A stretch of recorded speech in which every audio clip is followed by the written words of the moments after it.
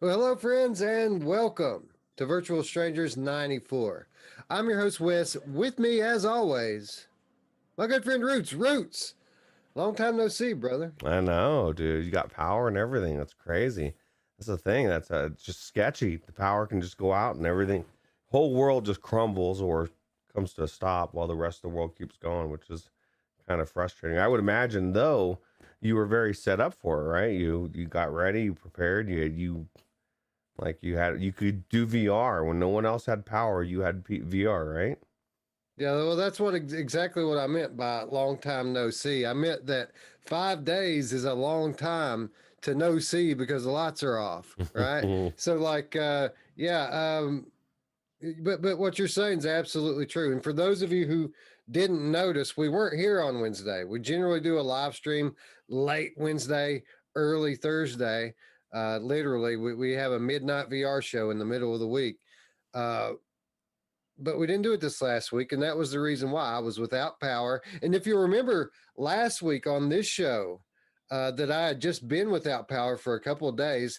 The power came back on just in time for me to do the show, and then we had another storm hit, and it knocked it right back out for the rest of the week. But what you're saying there is absolutely true. Um, I took a little comfort in preparedness. Like I had light, I had heat, and I had VR. And as you well know, that's all you need: light, heat, and VR, and you can live a very happy life. You don't even need food. Screw food. You got VR, bro. That's all you need. So that's good. Yeah, yeah, and then it's kind of nice too because it's hard to find time sometimes to make time or to get motivated to put the headset on. Uh, Roots, when there's literally nothing to do, pretty easy to put the headset on. Did you make so you But made time? yeah, that friction just melted away. Yeah, so did your family. Like, Daddy, come on. So that's the thing I was gonna ask you. How did you pitchfork the kids off? Like, get the hell away. You are not touching this Quest. Because I'm sure I mean, I know they had their Nintendo and they probably had their, you know, iPads or whatever, but it's not the Quest, right? Well, they all had their stuff, right? They had their iPads, they had their Switch, they have phones and tablets and all of that. Way more stuff than I have. I have my Quest. That was it, and it was really easy because after like the second day, the roads became passable, and Mm. my in-laws, they live 2 or 3 miles up the road. They're on a different power provider. They never lost power one Oh time, man. so they just came and got the kids, and the kids stayed up there after the first night, or maybe they stayed 2 nights. The kids went away until everything was all better, and then they came home. How crappy is that? You got the wrong provider, bro. Like, it wouldn't have been nice if it was your house that had power. Let your, the in-laws, they don't get power for, a few weeks or something. That's crazy. Yeah, Onakazi in the chat says, notice the money show was put up. Didn't occur to me that it was due to the weather. Yeah. For those of you who don't know, the money show is our, I would say monthly, roughly monthly program that we do for our Patreon supporters. We generally, Roots and I will go into some kind of a multiplayer game. And instead of talking about the game, we'll talk about topics like we do on our podcast. It's kind of a neat format. It's a challenging and sometimes often comical as we try to have these conversations while things are literally flying at our head. Uh, and we've never shared the money show with the general public before. And since we couldn't come on and do a show Wednesday, we decided to put up our most recent money show, which was from Crunch Element was the venue. But again, it's not about the game, right? It's about the topics. And we talk about App Lab. What else did we talk about, Rich? We talked about 3 or 4 different really good topics. Yeah, AppLab was one of them. Don't judge me if that was your first money show and you saw I couldn't pick that gun up. It wasn't my fault, I promise. It was the height. But yeah, no, definitely a money show. That was cool. And that's what I was going to tell you. So we have a lot to cover this next week, and we got, I kind of feel I feel wrong about having the the numbers get all offset, right? Because we've had one show the next and so forth. So maybe we can figure a way, you know, this is just a thought off the top of my head. I don't know what's going on Wednesday or whatever. But, when I was a kid, one of the coolest things I remember going to was a doubleheader baseball game. We'll cut it in half. We'll cut the show in half and make it 2 episodes. Yeah, or something. You know what I mean? Like, I just always liked you got the intermission, you got the next one coming. The next format was even better than the first, and yeah, I don't know. Sounds Void fun. Citizen, it says apparently Quest 2 is 24% off on Amazon today. Now that is that's some claim. I gotta see this for myself. 22%? 24%, like wow. a quarter off. I mean, that's a pretty big deal. I might buy another one if they're that cheap, dude. I don't buy it. I think he's full of it. He's just trying to get me to pull up my bank stuff. Yeah, not on my Amazon, bro. Not on my Amazon. It's still showing $300. Damn it, that'd be cool. Maybe it's only the 400 model. I almost bought one this week, Wes. They do have the early model Quest, the one with the OLED screens. Oculus are now offering for a limited time, a limited amount. They're offering a refurbished version of that. They say it's like new, under warranty, straight from the factory, $200. Oh, maybe that's what you're talking about. You know what kind of sucks about that is you still got the old engine in there. I want that new snappy XR2. But yeah, I almost was gonna pick one up again this week, but I finally got word back from Oculus that we went back and forth. I sent them logs. I jumped through all the hoops, and they told me, we got to look at your information for 3 to 5 days.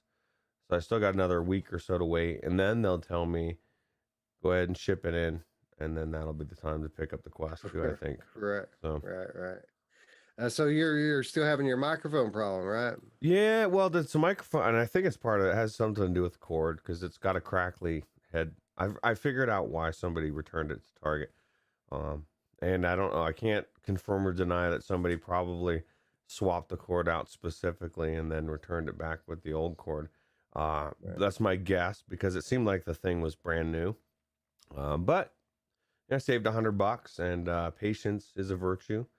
And Oculus is going to fix it for free. I just have to do whatever they want, Wes. Give them blood, some DNA, Generally, after you jump through their hoops, they generally, it's not a prolonged thing. Like they have a specific set of things to deal with whatever problem it is you're having, and then when that's exhausted, you'll get your headset pretty quickly. And I've dealt with them a couple of times. And it's always been, quick. I won't say painless because sometimes, they ask for some weird stuff, and you're like, really, you need that, really? But after you give them what they ask for, they're generally pretty quick. Well, I just do whatever they say and send them a log. That's a good thing about it is they just hey, do this, make a log, and send it to us, and then you don't have to do anything. You just create the log and link it, and you're good to go. So, and you throw a log through the window. There's your log. Here's your fucking log. But there was parts of me that was tempted to just say, you know what, I could just take this right back to Target, and they'll give me my money back, and I can go spend more money somewhere else, and then wait. I was thinking the same thing when I was waiting on my my headband for my Oculus Quest 2, my the plastic one, the one that doesn't have the battery in it.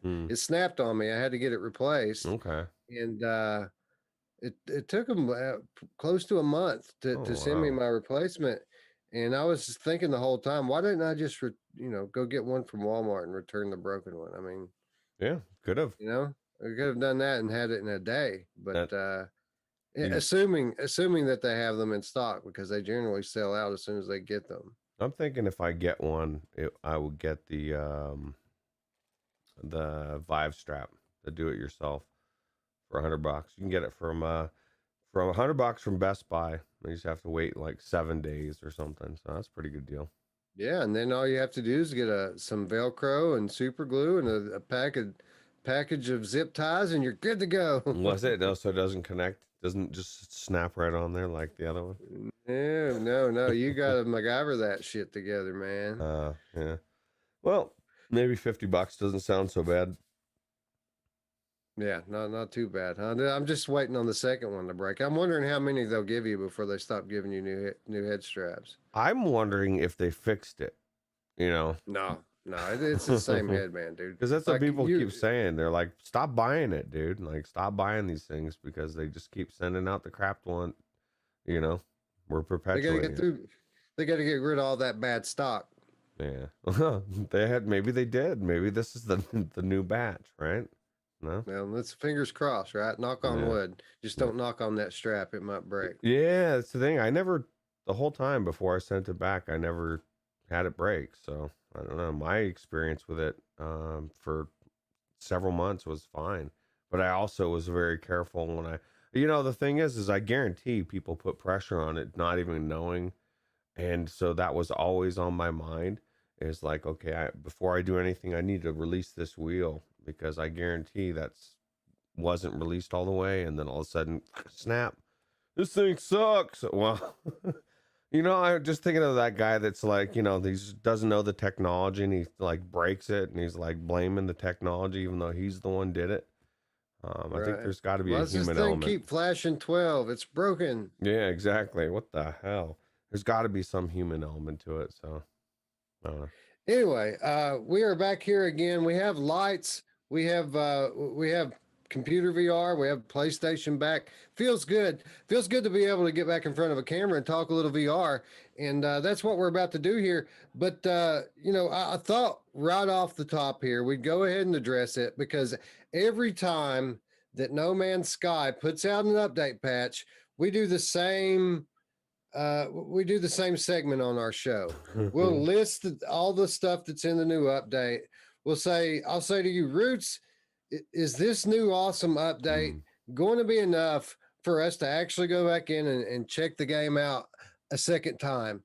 And then we'll both agree that the update's awesome, and this time we're going to do it. And then we don't do it. And then the next update comes out and we lather, rinse, and repeat. So rather than have a big, take a big bunch of time to do the same segment again, I'll just mention right off the top here that No Man's Sky just had an update, Roots.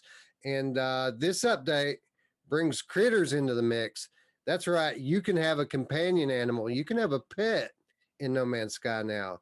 Roots, is this enough to make it so that we will finally go back in the No Man's Sky and give it another look? Well, sure. No, well, you forgot the part that I always say that it's too much. It's almost too much. One more thing, right? Now I got to worry about pets. I don't know what these pets are. Where do you get them? Do you collect them? Do you have to go hunt them?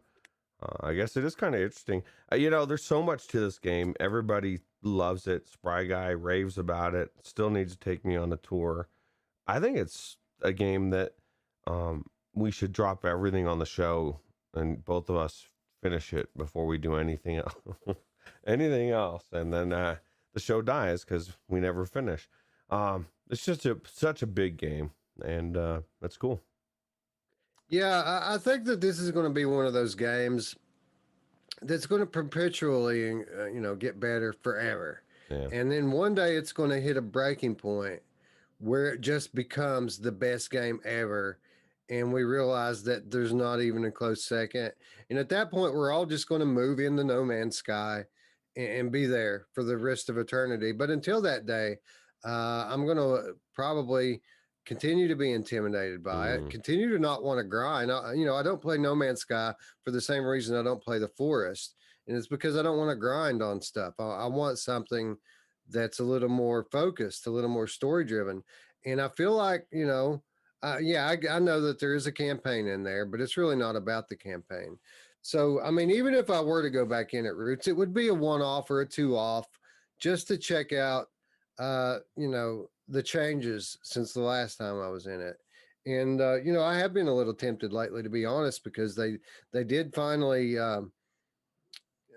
give the thing a PlayStation 5 patch for VR, so that now the PS5 VR version of it supposedly looks way better than it did before.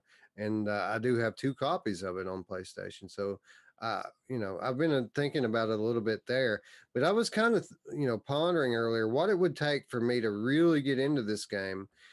and it's not impossible. They could do it, and to be honest, they're running out of things to add. So, like, the thing it would take for me to go in, it would have to be on the short list, right? Because they've added everything else already. What I would like to see from this game, and maybe it's already in there and I just don't know it because I haven't played it, but I would like to see intelligent life. I'd like to see civilization. And I don't want it to be a common thing. I'd like for it to be rare in this perpetually generated universe, procedurally, I'm sorry, generated universe. I would like once in a blue moon that one of these planets that you run up on to have intelligent life, and each civilization that you encounter will have its own culture, its own religions. Who knows? Even as you begin to explore their society and their religion, maybe you witness some kind of supernatural phenomena, or at least it seems supernatural at the time, and they've built a whole religion about it. But with some investigation, you can uncover some scientific things about it to kind of explain how it works. Things like that. I would like there to be civilization, intelligent life in it, and then if that were to happen, the next step, the logical next step to make this the best game that ever was, would be semi-randomly occurring story missions. So if you have a populated universe, sparsely populated with intelligent life, but over time the universe fills out, more and more live players move in, and then as you visit these different planets with intelligent life, you could kick into one of, say, maybe 5 or 10 different pre-programmed story missions that they have that you could just seemingly randomly start when you're on these planets. If I feel like if they keep adding to this game, that it can eventually get there. And when it gets there, I'm in. Yeah, it sounds like World of Warcraft or something. You just described an amazing game that I want to play. I want to check this out. But let me ask you this: so you found civilization on this planet. Is there an In-N-Out burger or something? I want to come across some stuff that we thought was like we got the shit down, bro. We have In-N-Out, and you go there and you're like, oh man, In-N-Out's everywhere. It's everywhere in the universe. We thought we invented it. No, they brought it here. But no, that sounds really cool, actually. Worded Reality says that that this game there's a lot to it, but you could get lost in it for a long time. Yeah, I mean, I'm sure you can, because again, it's infinite, right? It's an infinite universe, and that's awesome. And I, some of these worlds are beautiful with all the plant and animal life. I just find it odd that they haven't, you can find like remnants of older civilizations on some of these. Unless I'm mistaken, you find different languages and stuff like that on these artifacts that you find. But I haven't seen any existing civilization, and I feel like it would be an interesting choice in how you would choose to interact with them, because you don't know if these are going to be peaceful people or warlike people, or 1,000 years into the future advanced in terms of their technology, or 1,000 years in the past, That's primitive. True. I mean, it could be anywhere in between. So there would be a whole decision-making process into going with how you're going to interact with them. If you're going to interact with them, maybe you hide from them and study them. Or maybe you decide to make contact with them. Maybe they're on your level in terms of intellect and technology. Or maybe they're far advanced in their warlike. Or maybe they're far advanced in their peaceful. Maybe they discover you before you discover them, and they come and get you. You know what I mean? You just described one of the coolest Star Trek games I've ever thought of or heard of. You know what I mean? Like, it to be like a mix between the Star Trek game that exists and From Other Suns, and then what you said, all rolled into one, and you beam down and you just do your thing. Maybe you kidnap somebody, maybe they kidnap you. No, sounds pretty cool.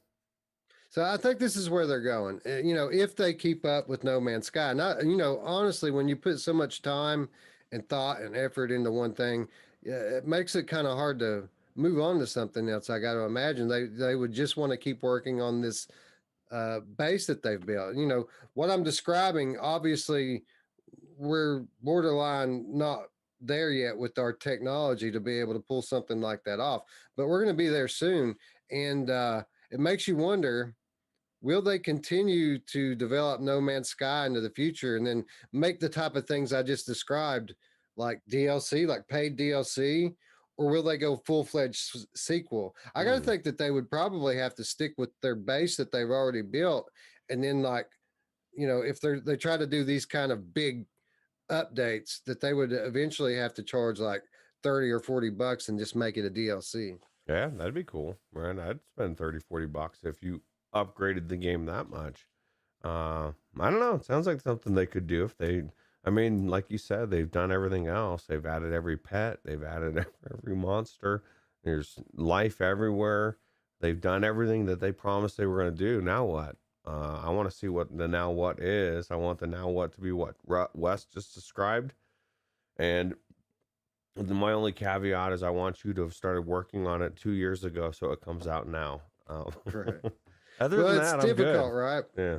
Well, it's difficult, right? When you're talking about having a realistic civilization, you're talking about AI, right? You're talking about characters that can react in real time to what you're doing and how you're interacting with them. And we, you know, we've talked about it on our program many times before. Uh, you know, especially when we're talking about saints and sinners, how Roots wants the characters. If you hand them their husband's head, you Mm, want to see them react in mm, some way, right? yeah. And we've always kind of said to people, you know, this kind of AI is in the future, but it's not as far off as you think. And we got some glimpse of that this past week, didn't we? Yeah. Yeah. And I was just thinking how crazy it would be if you did hand that head to somebody and like the game triggered something and they get visited by some people and they're like, yeah, we heard you're getting a little weird in your game now. Like, oh shit, maybe I need to know. But yeah, Oh yeah, the behavior auditors. yeah, because at some point, man, like that'd be one way to keep tabs on people. And I guess if you somebody's kind of going that crazy, think about if you could get to the governor before he started cutting people's heads off and putting them in the fish aquariums. Maybe you save him, and he's not save a lot of people's lives. Right, right. Just give them a little help, right? A little nudge. Yes, Give them the right pills. just just take this pill. You're good. No, but this past week, I don't know if you got caught it or not, but on Upload, they had this like 3 or 4 minute tech demo showing off open AI, the technology that Microsoft owns.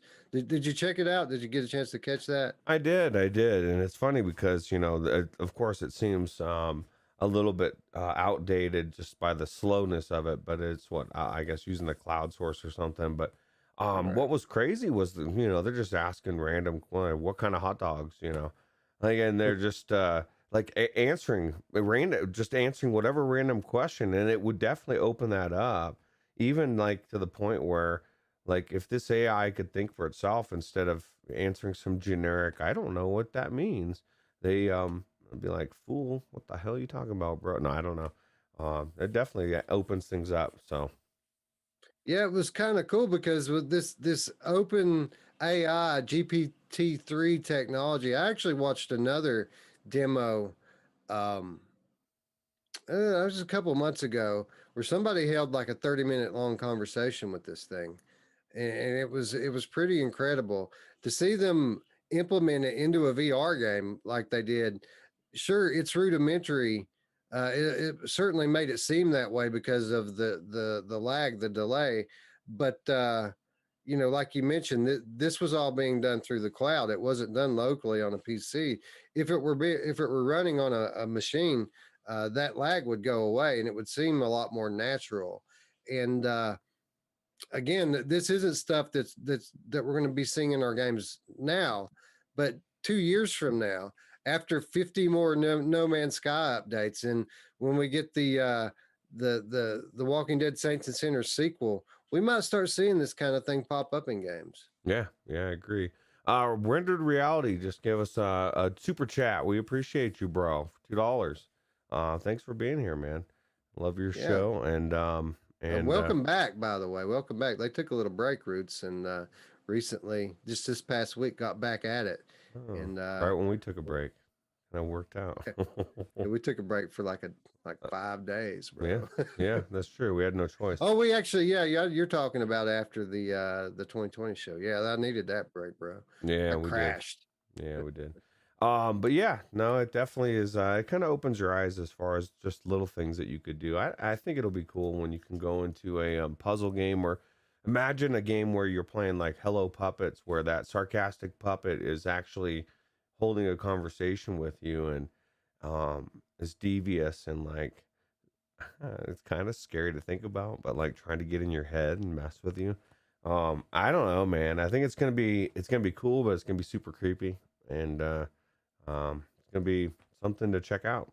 So Yeah, this is the next generation of games. Like the games that the AAA games that are in the development right now don't feature these types of features, but the ones after that, the next set of games, the ones that are going to be at the end of this console generation, as we were leaving PlayStation 5 and moving into PlayStation 6, these games are going to feature NPCs with some rudimentary artificial intelligence, and they're going to feature story arcs that that are heavily dependent on what you do in the game. So the game's going to be linear games are pretty much going to go away over the long term, and we're going to start to see that at the end of this generation, I think. yeah, what if you're bored and they can tell your attention spans, and they change it up or they end the game. They're like, okay, we lost this guy. We're just gonna end it right here. I think that'd be pretty cool too. So That's what the Valve tech's going to do when they put the sensors in the headband. They're going to gauge your interest and tweak the game accordingly. yeah, well, who knows what that game's gonna end up being then. That would be, I mean, that would be the best way of having a game be completely unique to everybody, right? So Yeah, absolutely. This is where we're headed, and I could go on all day about it. And I was thinking that maybe we need to do another episode. It's been a while since we did an episode about emerging technology in VR. We used to do one, every few months, where I would collect a bunch of articles that I've been reading about technologies that they're developing, and we would kind of paint a big picture for everyone. It's been a while since we've done one of those, and I feel like I've got enough stuff to talk about now that we could put another one of those together. So maybe pretty soon we'll do another one of those. yeah, absolutely. That sounds really good. Radio Runt, just he says a landfall. Have you heard of landfall? Is it any good, Radio Runt? That's a question. Thank you for the super chat. And Andy Mecha Voice is definitely one of the best VR channels and stream that he's had such luck to sub to. Nice work, boys, and we appreciate that. Absolutely, it does take time and work, and we have the passion, but without you guys, we don't have anything. So we appreciate you. Yeah, appreciate all of you, and thanks for the super chat. We certainly appreciate the donation. We promise you that every penny of your dollars are going to get poured right back into the channel and bringing you better and better content moving forward. Yeah, I think I'm gonna have to buy Landfall, bro. Radio Runt keeps telling me to buy it. It looks It's the pretty game of the cool. week, isn't it? Yeah, it looks pretty cool. I'm afraid I'm gonna buy it and then it's gonna be on sale like next week or something. That's my fear. Yeah, I don't know anything about it. Couldn't tell you what it is. Couldn't tell you how much it costs. Co-op. It's got co-op, Wes. There you go. Yeah. I could assume that just by people talking about it on our Discord. If people were talking about it, then it's got Yeah, co-op. That's true. That's true. Anyway, co-op, one of the things we're going to talk about in this week's news. But before we get to our news, let's kick off the show like we always do by saying hello to our friends in chat. Meow, meow, the gamer cat checking in says, heck yeah, this channel's great. Thank you, friend. You're absolutely right. We're the best. Chris Richardson in the chat. Onakazi, Diz, the game cat, Delirium Drew, Traveling Man 3775. Void Citizen. Let's see here. Quit moving on me, chat. Of course, our friends Rendered Reality. Joe Rock. Hello, sir.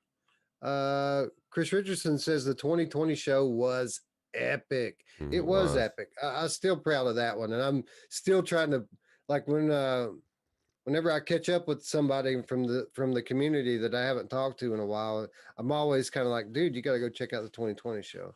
It's only 8 hours long. Yeah, it's just a quick jaunt in your life, right? Techno glitch in the house. Let's see here. Trevor Mitchell. Hello, hello. Um, let's see here. I think maybe we covered everybody in the chat. PD's up in there somewhere. I remember seeing him. So is Scion, Spry Guy, a cast of tens, Roots. Mash Daddy's throws $5 super chat as well and says landfall. Landfall. They're all saying it, huh? Mepper checking in and Zayla Maru as well. Hello, friends. Welcome, welcome, one and all. Let's talk some VR news. Thank you, Eric, for the $5 donation. We really appreciate it. Yeah, absolutely. Co-op. That was the buzzword, right? The thing that we always ask for. You know, Jupiter says swinging platforming. We say co-op. VinVR Adventure says old school platforming. We say co-op. The Walking Dead Saints and Sinners says, you know, survival horror zombie action. We say co-op. The Wizards Dark Time says gesture based magical adventure. What do we say, Roots? Co-op. We say co-op, and you know what? Someone has finally listened because Carbon Studio has announced an upcoming expansion to the Wizards Dark Times, adding a multiplayer component to the franchise for the first time. Planned for Q4 2021, the content update will allow players to team up and cooperate to fight monsters in an arena. Players will be able to pick a character class and magical affinity before taking on increasingly difficult hordes of enemies. Now, Roots, obviously, we haven't been specific enough because we do want co-op, but we always, you know, lately we've kind of been adding the qualifier that we'd like a co-op campaign. This is not that. This is a horde mode. Now, with that said, we don't know. The horde mode may be somewhat story driven. It could be uber detailed with lots of different facets to the gameplay. And we do kind of see some of that here, that this isn't just going to be a basic, you know, zombie shooter horde mode type thing. There is going to be a little bit to this. But Roots, I feel like this is one of the better releases of 2020. It's an absolutely stunningly beautiful game. And I'm glad to see this DLC coming. What about you? Yeah, it's pretty cool. Like you said, I mean, it's more content. It's something more to do. I would have put it on the level of the dojo, you know. It's just extra stuff people can point to and say, hey, it's good. We can play together. You got that game, dude? We can go in there. We can kill some monsters together. But at the end of the day, I can't play the campaign together. And I think that's where, you know, most of the co-ops are going towards. And I'm glad that they're adding this exactly for the fact that this was a sequel to their first game. And to me, this tells me their next game will be campaign co-op. And that's what we want. It's a progression. You know, we can't expect everything we want in one season. And we're seeing everything slowly build to where it's at, right? And so I think it's cool. I love this game. It gives me another reason to go into it. I can go into it and play it with you. I want to cleanse the realm, Wes. I want to cleanse it real well.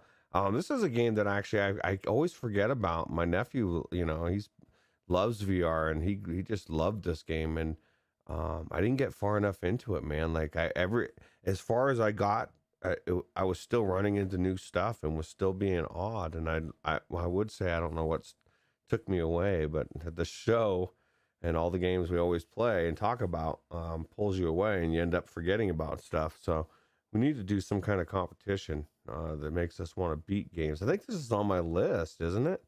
So yeah, it might be actually. Yeah, I think it is.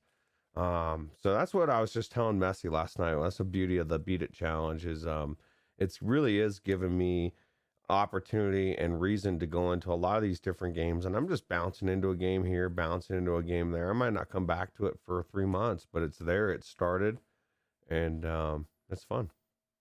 Yeah, yeah. This one specifically. What time is it? Quote time. It is quote time. This is Carbon Studios co-founder Alexander Cabin. He says, quote, ever since the Wizards appeared on the VR game scene, please make it multiplayer was the most common request we received. Now I'm happy to say and confirm we're doing it. You know who else is doing it, Roots? My mom! Oh, yeah. Quote, the cooperation arena mode will let you choose your magical affinity and character class, and then pitch your wizard party against increasingly difficult challenges. So he's saying here that I'm sure you noticed when you were playing through the single player mode that, you know, you go through these relatively long levels, you make your way to a boss, and each boss is kind of an elemental. It's a different kind of magical being with a certain abilities and spells. And as you beat them, you take on their abilities and their spells into your own arsenal. Apparently, according to what we're reading here, they're going to kind of divvy that back out so that as you play the co-op, you get to pick your character class. You get to pick the kind of magic that you want to wield. Mm-hmm. And what this does is by splitting those different powers and abilities up, it creates a need for teamwork, right? So like when you get these different enemies that, you know, maybe one guy needs a lightning attack and the other one needs a fire attack, you guys have to kind of work together to get things done.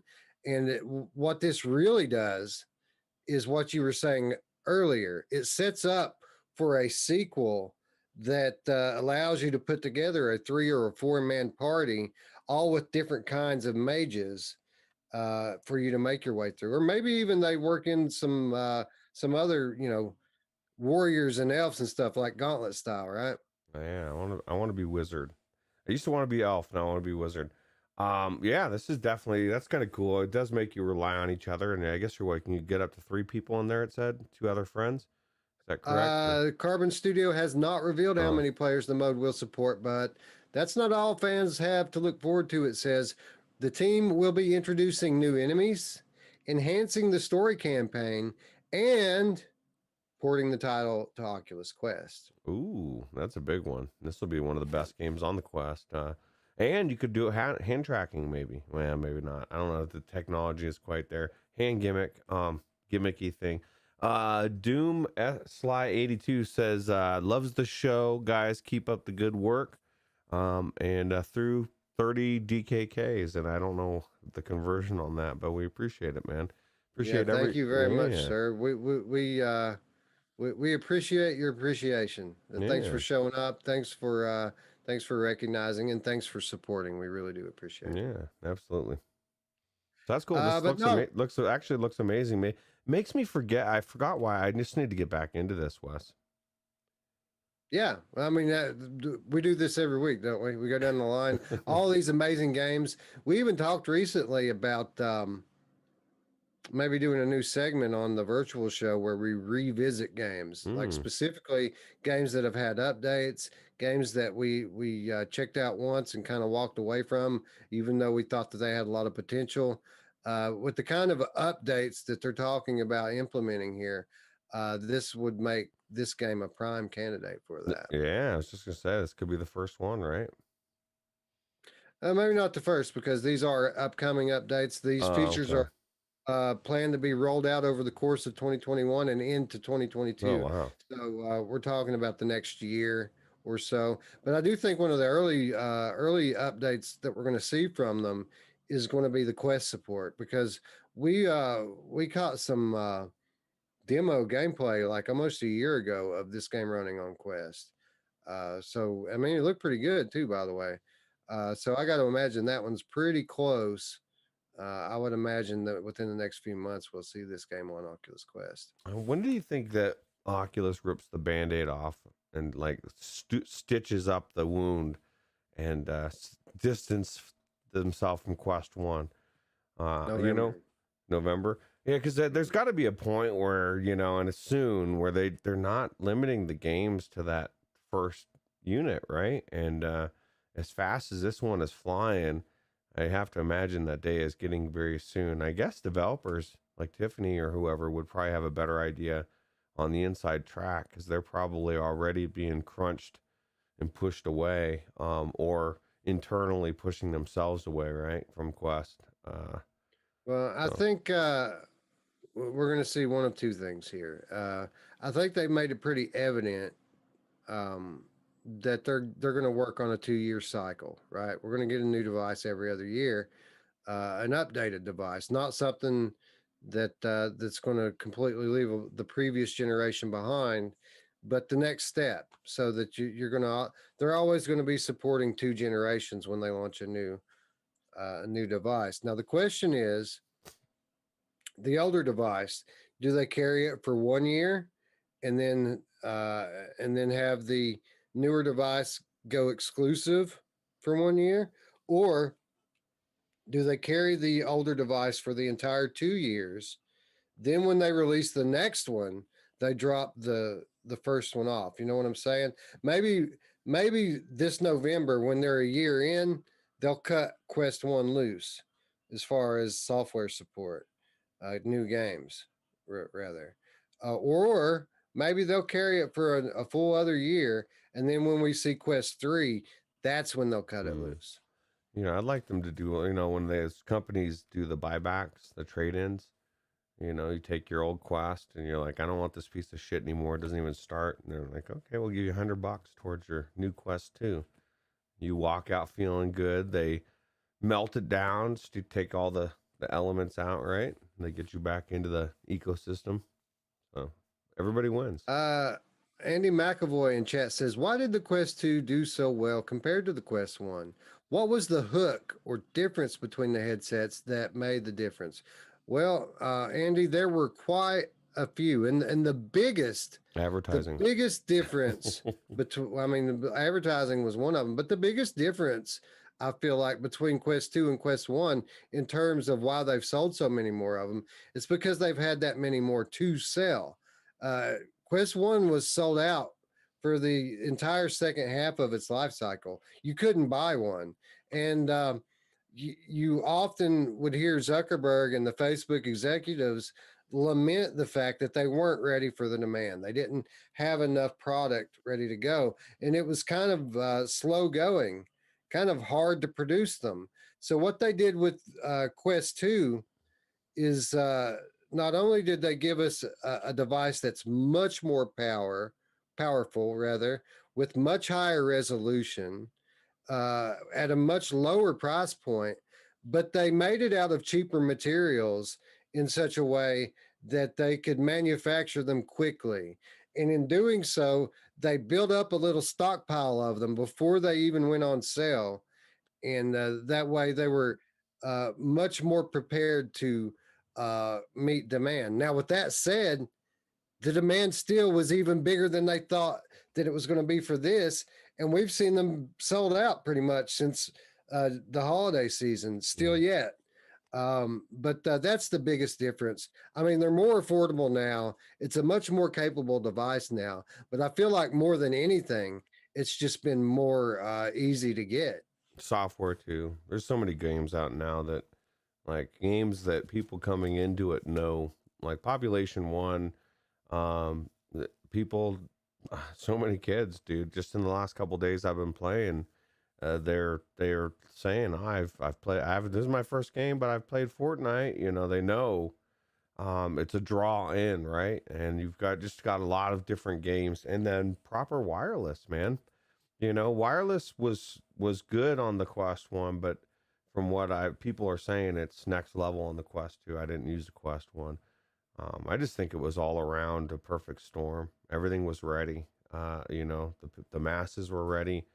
And the marketing, man, like they pushed it on Facebook. Like you saw, people doing things and everybody getting it. And now it's just a household name. So yeah, growing exponentially. wireless was okay on the Quest 1. It worked pretty well.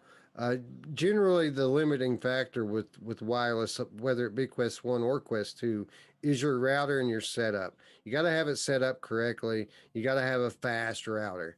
You don't have to be state of the art. It does not have to be an expensive router. I paid $40 for my router and it works great. But it does have to be fast and it does have to be set up correctly. And kind of, I think that's where the value kind of still lies with Quest 1. Quest 1 is still worth having at the right price. And I feel like the PC application is why. I think that's what Quest 1 is good for, notwithstanding that it is heavier, it is less comfortable. It's also an OLED screen. It's one of the, it's the only current Oculus product that, since CV1 that runs an OLED screen. And, it does have its drawbacks. Obviously, the pixel matrix makes the screen door much more noticeable. But when you're playing dark games, games with low lighting, horror games, things that are typically pretty difficult to see in with the LCD screen, the OLED is actually very good in that scenario. So if you could pick one up at the right price, I still think it's a good headset. But when it comes to standalone capabilities, the Quest 2 pretty much kills it in every category. Yeah, agreed.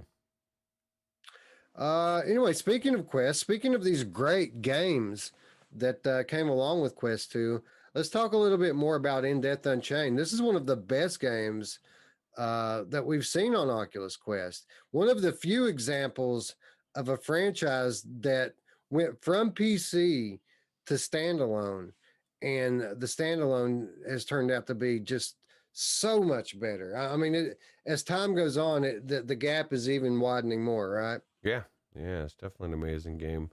Definitely the best bow and arrow game on the Quest, and probably on any of the VR platforms, in my opinion. Yeah, best archery in VR period that I've tried. Yeah.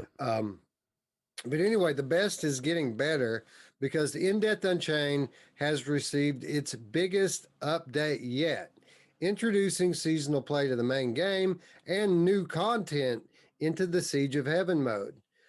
Each season of In Depth will see players accumulate legend points, which are converted from scores of their runs, as well as player levels.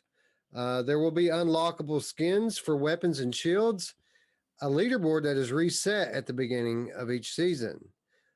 Player progress, saves, achievements will all be retained across seasons, but the new format will allow the team to make balance adjustments and provide an ongoing incentive for new players. So what they're saying here, Roots, is by making this seasonal, by resetting the leaderboards, what it allows them to do is to continue to tweak their game. They want to continue to improve. And if you're going to have a running leaderboard, it's not fair to change the rules mid-game, right? But if you're cutting it off, if you're restarting it every couple of months, then that allows them to tweak the gameplay, continue to improve, and not screw over anybody in the process. Yeah, and keep things fresh, right? Yeah, and they're doing a great job of that with this update. The new update's going to feature Chapter 2 of the Siege of Heaven mode, which adds 2 new maps along with unique new mechanics, enemies, and strategies. Superbright also says that the graphics of the entire mode have been overhauled with improvements to lighting, geometry, and volumetric fog. Skill shots have also been adjusted in Siege of Heaven to, quote, reward more diverse play and new strategies. And specifically, Roots, they say that long distance shots are worth a lot more now. And when I read that, that brings a smile to my face because that's how I play this game. I play the long game. I'm trying to make trick shots from across the arena. You know, when I'm in the main mode, I'll go to the rooftops. I'm trying to snipe people from long distances. This is how I play the game. So when I see that they've tweaked the game and the scoring to reward that type of gameplay more. It makes me curious what I can do in there now. Makes me curious what other developers are doing, bro. Like, man, we couldn't get around to tweaking anything. You know, we put it out. It's early access, and we never fixed anything.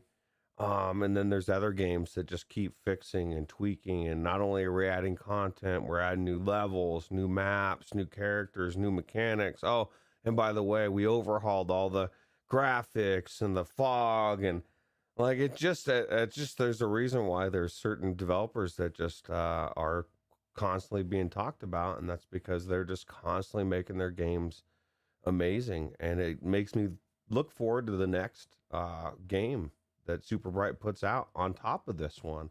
This game is amazing, but if you're paying attention, it just shows you who to look for future projects to get excited for. This is why when there's certain games get announced, Wes and I get excited because it's because of the past work that whatever studio it is we're talking about has done. And I would say from this game, Super Bright's got a really good future ahead of it. So yeah, I'm from now on, I'm just going to get totally excited for anything that comes out of Poland, man. These people are killing it. Well, I'll tell you what, there's a lot of good people that come out of Poland, Drillo, and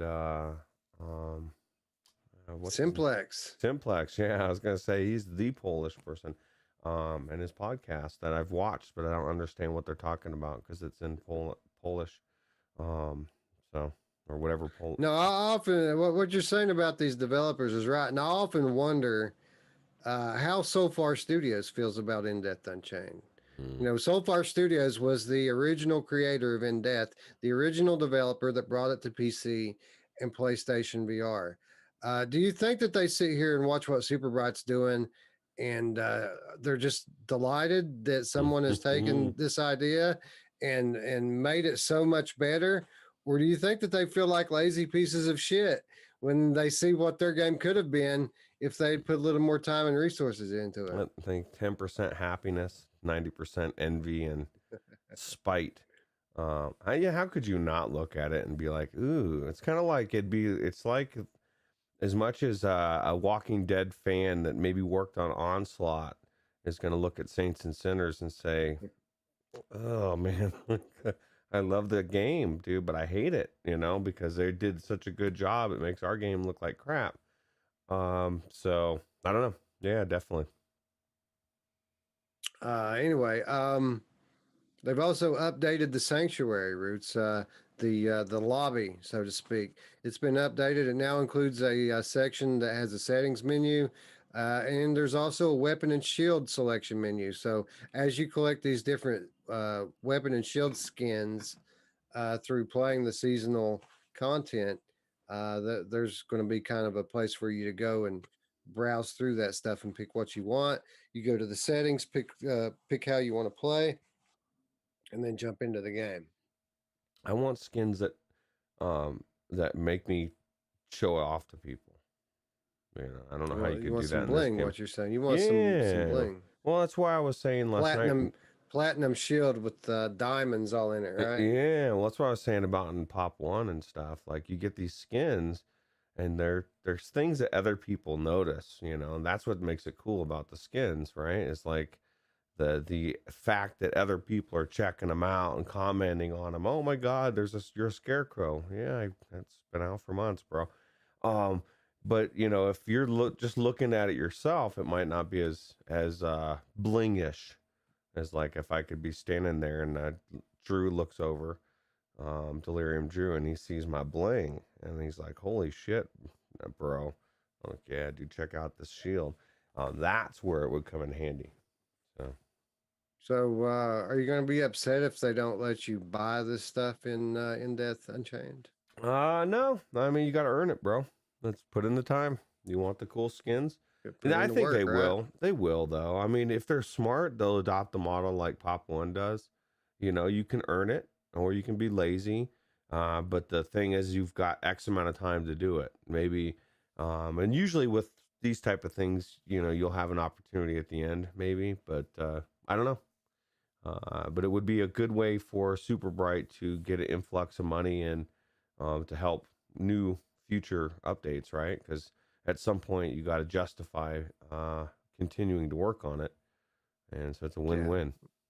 Well, I got to imagine that having one of the best games on the Oculus Quest right now is a lucrative business because they continue to have new influx of new users. It's a constantly growing consumer base. So I got to imagine even games like Super Hot and Arizona Sunshine continually sell copies, which is unfortunate because, Beat Saber, 4 million Beat Saber, so yeah, still the number one thing that I hear people talk about. They're like, oh, I want to play that lightsaber game. I want to slap you. No, just kidding. I've been there.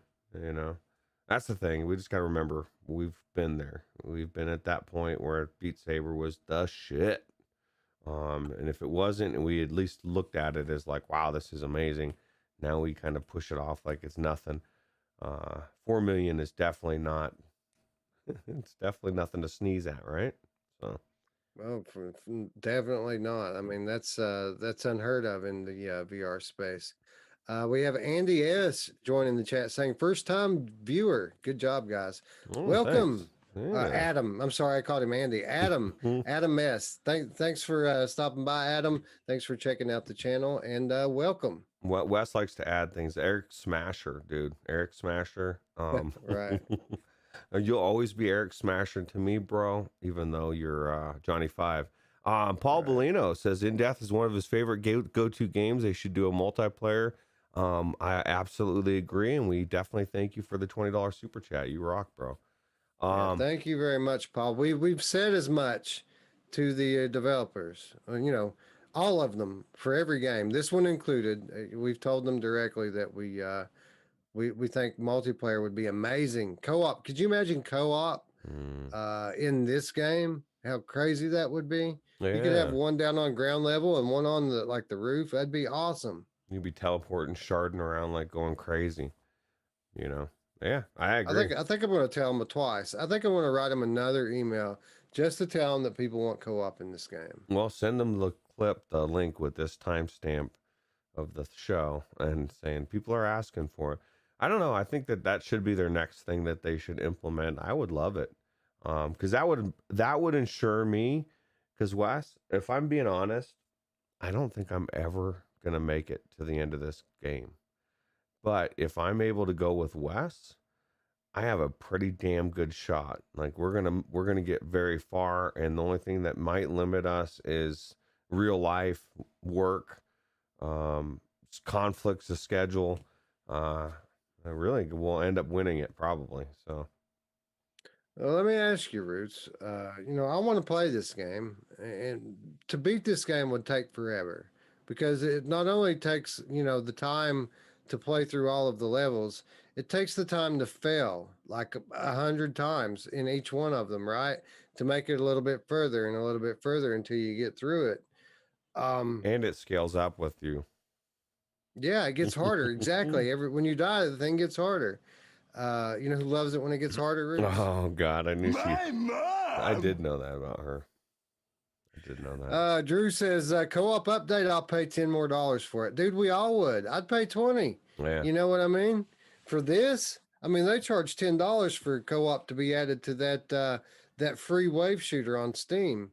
What's it called? I forget. The zombie shooter. Yeah, with the wave shooter. I still have yet to try that. Yeah, I haven't either. But you can now play that propagation. Thank you. You can now play propagation co-op, but both players have to chip in $20 or $10 each to do it, which is cool for a game like this. To get like a co-op through the campaign, man, that would be amazing. I'd pay $20 for it in a heartbeat. Yeah, I think Paul Bellino would too. He just threw a super chat. Yeah, for sure. Yeah. But I lost my train of thought here. I was going somewhere, and then my mom came, and then what she's been known to do from time to time. Yeah, I don't know. I'll tell you what. I definitely this is a no-brainer for me. It's not high on my list for co-op multiplayer, and it might even get me back into regular in death because I'm watching this video, even though I won't have that guy throwing the fireball at me. So. No, where I was going with this was obviously it would take forever to play through this game and beat it, co-op or not. How many points do you think this is worth, Roots? I don't know. See, that's the thing, is like it's all subjective, right? Because Gauntlet took significantly longer than it should have, or maybe it didn't, but it took longer than we thought it would for me to finish it. So it's hard to tell because it could be something that takes a long time. I don't know. How long do you think? Well, I mean, we have the short, medium, and long games. 5, 10, and 15 points, and then we have like our overarching, super long AAA games that we've put 50 points on those. Basically, my question for you is, do you want to make this a game that if one of us choose it, it's a 15-point game? Or do you want to put it up there on the 50-point list where either of us can play it and beat it to get 50 points? Well, I've kind of got a selfish reason for this, but I'd rather go with the 15 because I don't have access to play it right now. But I don't know. See, I don't know how long would it take. Do they have an estimate on how long this game would take to play through? I mean, I don't know. I mean, do you think you could do it? There is no just playing through it is the thing. Like you got to put hours and hours and hours and hours in to just be able to get to the final levels. And for those of you who don't know, this isn't like the PC in death, which is hard enough, but they added a whole other level to this game that's not in the PC version, called the Abyss. So this game is literally 50% longer than the PC and PlayStation version. It's hard. I mean, it's a long game. It's hard. It's a hard game. Onakazi says it's since it's random, it could vary. Right, exactly, and it's not easy, and the difficulty scales up. But person says, can you beat in death? You can beat in death. Or you can try. I don't know if anybody ever has. I don't know if it'd be worth it. For the contest. It's a lot of time to pull into one game, even at 50 points. Well, that's what I was saying. I want to play this game, but it's a time sponge, right? And it's kind of hard to dedicate more than an hour or two to it, unless I'm going to have the possibility of getting some kind of return from it. Yeah, we'll talk more about it on the virtual show because I do want to play it. But man, I don't know about beating it. It's going to be tough. Yeah, I'll tell you what, the next game actually is a game I've never really given much time to, but just seeing the quest that it's coming to Quest and seeing some of the footage, and I'm thinking, wow, this could be a really, really cool game. I think I picked it up in one of the sales. I actually have access to it, right? But I didn't even know it was coming to Quest. Yeah, actually, and it's a good segue because we were just talking about co-op, but really quick before we move on, one more thing that I wanted to mention that they've added the in-death, which actually kind of helpful for what we were just talking about, progression. They've added a save and quit option to the checkpoints. So when you're playing through the level and you get these, each level has 2 checkpoints in it. You can save at those now, and you couldn't do that before. If you die, can you go back to that save point? I don't know. I'm not sure. I need to get in there and try it to find out. Because that's different, because some games will let you, like Dead Cells. So that's, if I quit in the middle of a thing, it'll start back in right where I was at generally. But if I die, it's done, dude. You're done. You ain't coming back to that. You know what I mean? But yeah, can you imagine if in death you could you could continually start at the boss fight? 'Cause that's the thing. Like I make it to the boss fight every time that I play the game. I just always die at the boss fight, and then you have to play through the whole level again to get back to the boss. Yeah. You know?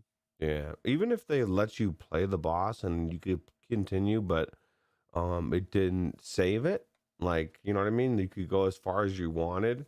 But the next time you had to play through, you had to play through the part to get to the boss. You know what I mean? That way you got practice. That would be nice. Right. So That'd be great. Anyway, one of the best games on Quest gets even better. In Death Unchained, it's worth another look. Even if you've put all kinds of time in it, like I have, it's time to go back. It's a very different game now than it was a month ago. absolutely. But anyway, co-op, kind of the theme of the day, right? We talked about the Wizard's Dark Times, getting co-op, coming to Quest. We're talking about In Death Unchained on the Quest. We want co-op for it. And now we're going to talk about Zero Caliber VR. X-Real Games, the team behind Zero Caliber, has announced plans to bring a reworked version to Oculus Quest this year. Zero Caliber Reloaded will be similar to its PC counterpart, but it has been completely rebuilt for the Quest platform, therefore not capable of crossplay with PC. Supporting both single player or up to 4-player co-op, Ooh.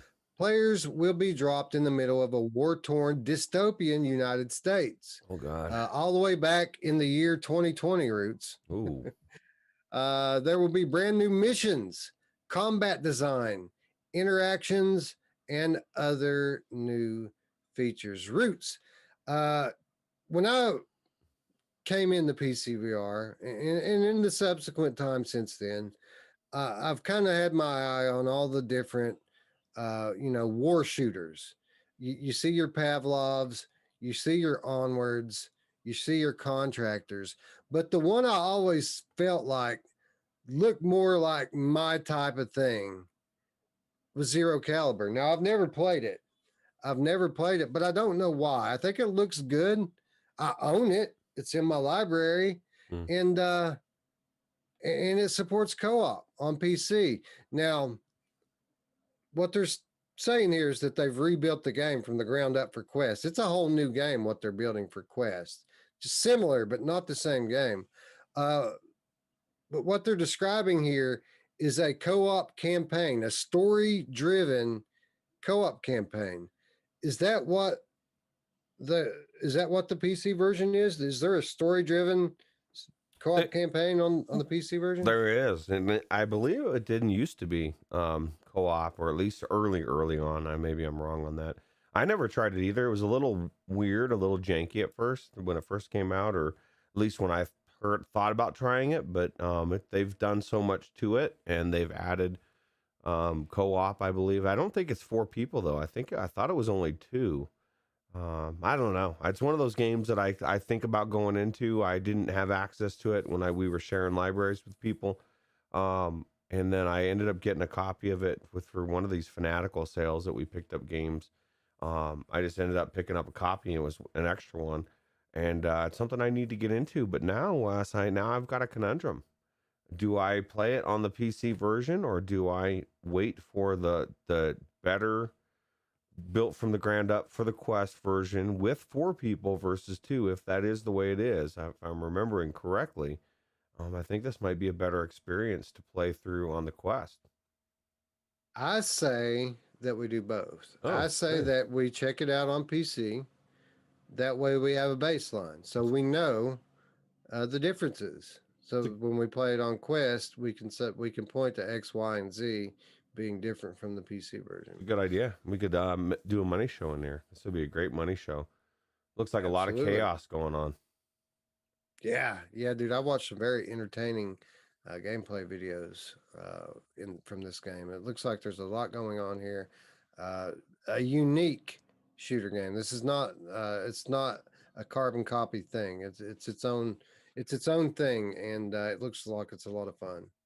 Yeah, it definitely does. And shooting guns in VR or out is a lot of fun. I kind of lean towards in VR now more than out, because ammo is harder to come by. It's unlimited in VR, Wes. I don't know if you know that, but in real life, you got to get the ammo, and yeah. Shotgun shells, you can get those. That's You true. know, not many, but they're there. The thing is, I don't need shotgun shells, Roots. I need some 9mm ammo. Yeah, 9mm is where it's at. That's why it's it's so hard to get. 22, they say 22s, man. You'd be better off having a 22. Tons of that ammo around. So Yeah, used to you'd buy a gun and then you go look for the ammunition. These days, you got to buy the ammunition and then go try to find the gun for it. yeah, dude. When I bought my gun, I didn't buy the ammo first, and I couldn't get ammo for like 3 weeks or something. That was crazy. I made that rookie Uh, mistake, Wes. yeah, that's how you learn. That's right. Anyway, you know, I find it interesting that this game built from the ground up for Quest. They're rebuilding it Ooh. so they can get that money. I find it interesting because PlayStation VR community has been waiting forever on this game and still no sign of it. And now here they come out with this Quest version. I got to imagine what the PSVR people were thinking over there, right? They can enjoy their updated version of Stride. Okay, while we're waiting for our campaign. You know, it's all where the money's at. There's so many more people flooding into VR in Quest, and the reality is those people, a good portion of are new to VR in general. So their standards are going to be lower. Not saying the game's a lesser standard, but it is what it is. And so, you know, if you can get people that are new to VR and they, you know, they're gonna more inclined to want to pick up your game, you know. So, Absolutely. but And the more money you make, the more you can do, right? yeah, but that's what's weird about it. Like, since the Quest isn't really driving in the industry at all, it's all about the Valve, and Quest is a waste of Right. time. Questical graphics. Um, yeah, it's crazy. Yeah, I don't think people realize what this XR2 chip is capable of. I can't wait till they actually do cut the cord on the original Quest, because whenever you get one of these games that are Quest 2 enhanced, you can really see what this thing is capable of, or at least glimpses of it. Hmm. And it's an amazing device, and it's you know, in the hands of a good developer that knows how to program for it, it's very comparable to like PC and PlayStation VR quality. Yep. And Absolutely. again, what happened to the days with where VR enthusiasts all said, you know, graphics aren't everything, bro? Remember that? Remember when graphics aren't everything? Everybody used to say that. Yeah, people used to say that the gameplay wasn't everything either. We're getting to the point where things are getting, it is becoming so good that it's becoming more of an issue. You know, I mean, if Right. you're living in the Nintendo 64 world, graphics aren't everything because they can't be everything. That's what you have. You know, now if you're now somehow looking at a 2021 PC graphics next to your Nintendo 64, graphics are everything, and you're like, what the fuck am I playing? What is happening? But I think we're kind of in that weird in between stage, right? So Yeah. Well, I would say that you know that it's very true when you look at like the blocky pixel art style VR games of 3 years ago. But I think that these people who always seem to have something to say about the Quest graphics, I think they're exaggerating a little bit, because in the headset, I mean, it's noticeable difference side by side, but it's not that big a difference. Not even on Quest 1. It's not like a night and day game breaking thing in most games. well, and that's the thing. Most people are acting like they're going to be switching between, you know, the G2 and Quest 1 or PlayStation graphics and comparing the two. And that's not the way. Anybody that's had multiple headsets, especially when you've gone from even CV1 to PlayStation VR back in the day, there's that adjustment stage where you're like, oh my God, what is happening? This looks like shit, you know, because your eyes are so used to whatever graphics. And then after an hour, you forget, and then you're right back where you were at, and you're like, this looks amazing, and you just kind of your eyes adjust. So Yeah, and I'll say this, like one of the biggest differences from the PC version to the Quest version I've seen is Phantom Covert Ops. You know, going out from the PC version into the Quest 1, version of Phantom Covert Ops. It's a very different looking game. The lighting's way different. A lot of the there are a lot of things that are in the PC version that are just missing altogether in the Quest 1 version. Now, with that said, objectively, the game experience is very, very similar. If you're a graphics whore and graphics are all that you're focused on, sure, you can tell a big difference in comparison. But when you're talking about just putting on the headset and playing the game, the game, they delivered the same experience on Quest. I mean, it's very much the same game, and I feel like people who are getting hung up on graphics are just doing so because they want to. And sure, the PC version looks better, but it costs literally 10 times more. Right. So, I mean, is that little bit of graphical difference worth that big difference in cost? Maybe it is to you, but I would submit that for most people, the difference isn't that noticeable. Yeah, it's not even about that, man. It's about somebody trying to get into their exclusive club, bro. This is our club. Get the fuck out. I don't want you getting in here with your $300 price tag, bro. I spent $4,000 to get into this club. You're gonna come in here with $300 and you're gonna get the same experience as me? Bullshit. I think there's a lot of truth to that. It's weird, but it's true. But I don't know. Yeah. We're not gonna go down that road again, Roots. I don't feel like talking about it. What time is it? Oh, quote time. Quote time. That's right. X-Real Games marketing director Daniel. I want to make sure I get this right. Daniel Nyirfa. It says, quote, "We are very proud of what our team has accomplished from a technical standpoint to port Zero Caliber over to the Oculus Quest platform. We're extremely excited to bring Zero Caliber's fan favorite features to a new audience.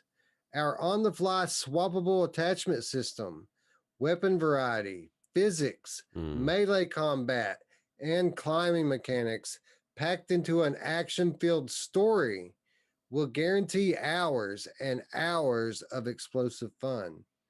What's even better is that the whole campaign can be played with friends." Roots, this guy gets it, it sounds like to me. Well, does he must be watching the show, man. That's the thing. We want the whole thing, the whole shebang, the whole campaign, the whole co-op, everything you could do in one thing. We want it from beginning to end. Not a mode, not a wave shooter. And yeah, they did it. So they're doing it. That sounds good. They did it. Yeah. The game will support Oculus Quest and Quest 2 with the newer headset getting a visually improved experience. So back to what we were just talking about, the Quest 2, a way more capable device, and they have developed for it as such. So obviously some concessions are going to have to be made on the Quest 1 version, but the Quest 2 version should be much closer to the PC experience. Now, you said it's not crossplay, right? I remember that. It is not crossplay because it's like in Death. It's a different game. Yeah, they have a big enough pool. They'll be fine, For sure. I mean, and like, how many players do you need? It's not pop one, right? You just need another guy to go in it with you and you're good to go. Nah, I need 3. There's a 4-banger. You know who needs 3 guys to go in it with them, Roots? My mom! Wow. She is busy. Zero Caliber Reloaded is slated for a Q2 2021 launch, so not very long to wait on this one, Roots. If we're going to get in that PC play before this one launches, we're going to have to get on it. We better do it now. Better do it quick. Money Show 8 Show 8 from Zero Caliber. You heard it here first. That's cool. It's actually a game I want to go into. I've been itching to go into like you for years, and I don't know why I have not. And literally exact same story. Let's do it. Yeah. We'll do it this week if you want to. Yeah. We kind of owe the patrons a new Money Show, right? We took away their exclusivity for Money Show 7, so we need to get them 8 out there ASAP. Yeah, we had to let people know what the Money Show was all about. That's what you're missing. So Yeah. And by the way, guys, again, Money Show 7 is available for all to see in its all its glory on the channel here. So be sure to check that out if you haven't already. Very entertaining, funny. We had Gamer Chick rolling, didn't we? yeah, yeah. We cracked a couple of people up. I think maybe we think we cracked ourselves up at least. That's always the A plan. little bit. I So went to heaven. It was awesome. who doesn't want to go to heaven? Just not today. Alex VR joined the chat. Hello, sir. Hussein X. Hello, buddy. Paradise Decay asks, is it hammer time? Hammer time. That's quote time. It's quote time, bro. Yeah. Techno Glitch earlier said that he had never heard of Cosmo Dread Roots, and I would submit that he is mistaken about that. That he has heard of Cosmo Dread, he just doesn't know it. A year ago, White Door Games announced its next project, a survival horror game called Cosmophobia. This past week, we learned that the game had been renamed and it's launching very soon. The game is now called Cosmo Dread. Sergio Hidalgo of White Door Games has explained that the new game was intended, or I'm sorry, the new name was intended to avoid confusion with a popular game that has a name that also ends in phobia. Now, Roots, this is funny. How many times have I called Phasmophobia Cosmophobia? I've done it like 100 times, right? Yeah, yeah, and that's it's one of the. It's funny how they threw in Dread at the end to kind of link it to Dread Halls, right? So you kind of know that hey, it's like the same company, right? Right, right, and yeah, that's what I said when I saw Cosmo Dread. I thought, wow, they're really trying to lean into that Dread Halls, right? Because everybody loves Dread Halls. It's a classic game. But it makes sense, right? They're going to get away from Phasmophobia.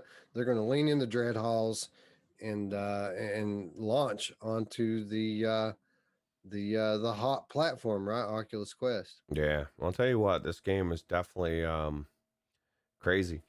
It looks very Dread Hall like, but updated and very creepy. A lot of things going on, and you can actually shoot stuff, Wes, which is nice because in Dread Halls you kind of were you're at the mercy, you know.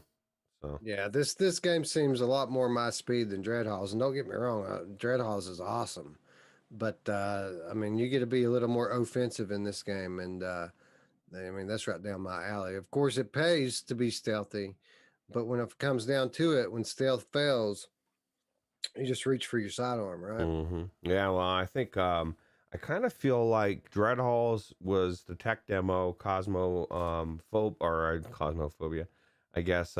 Cosmo Dread, is that what it is, right? Yeah, Cosmo Dread. Yeah, Cosmo Dread is the actual like the next iteration. It's the actual game, right? Because Dread Halls is like, okay, I want a horror game that I can scare my friends and get them into.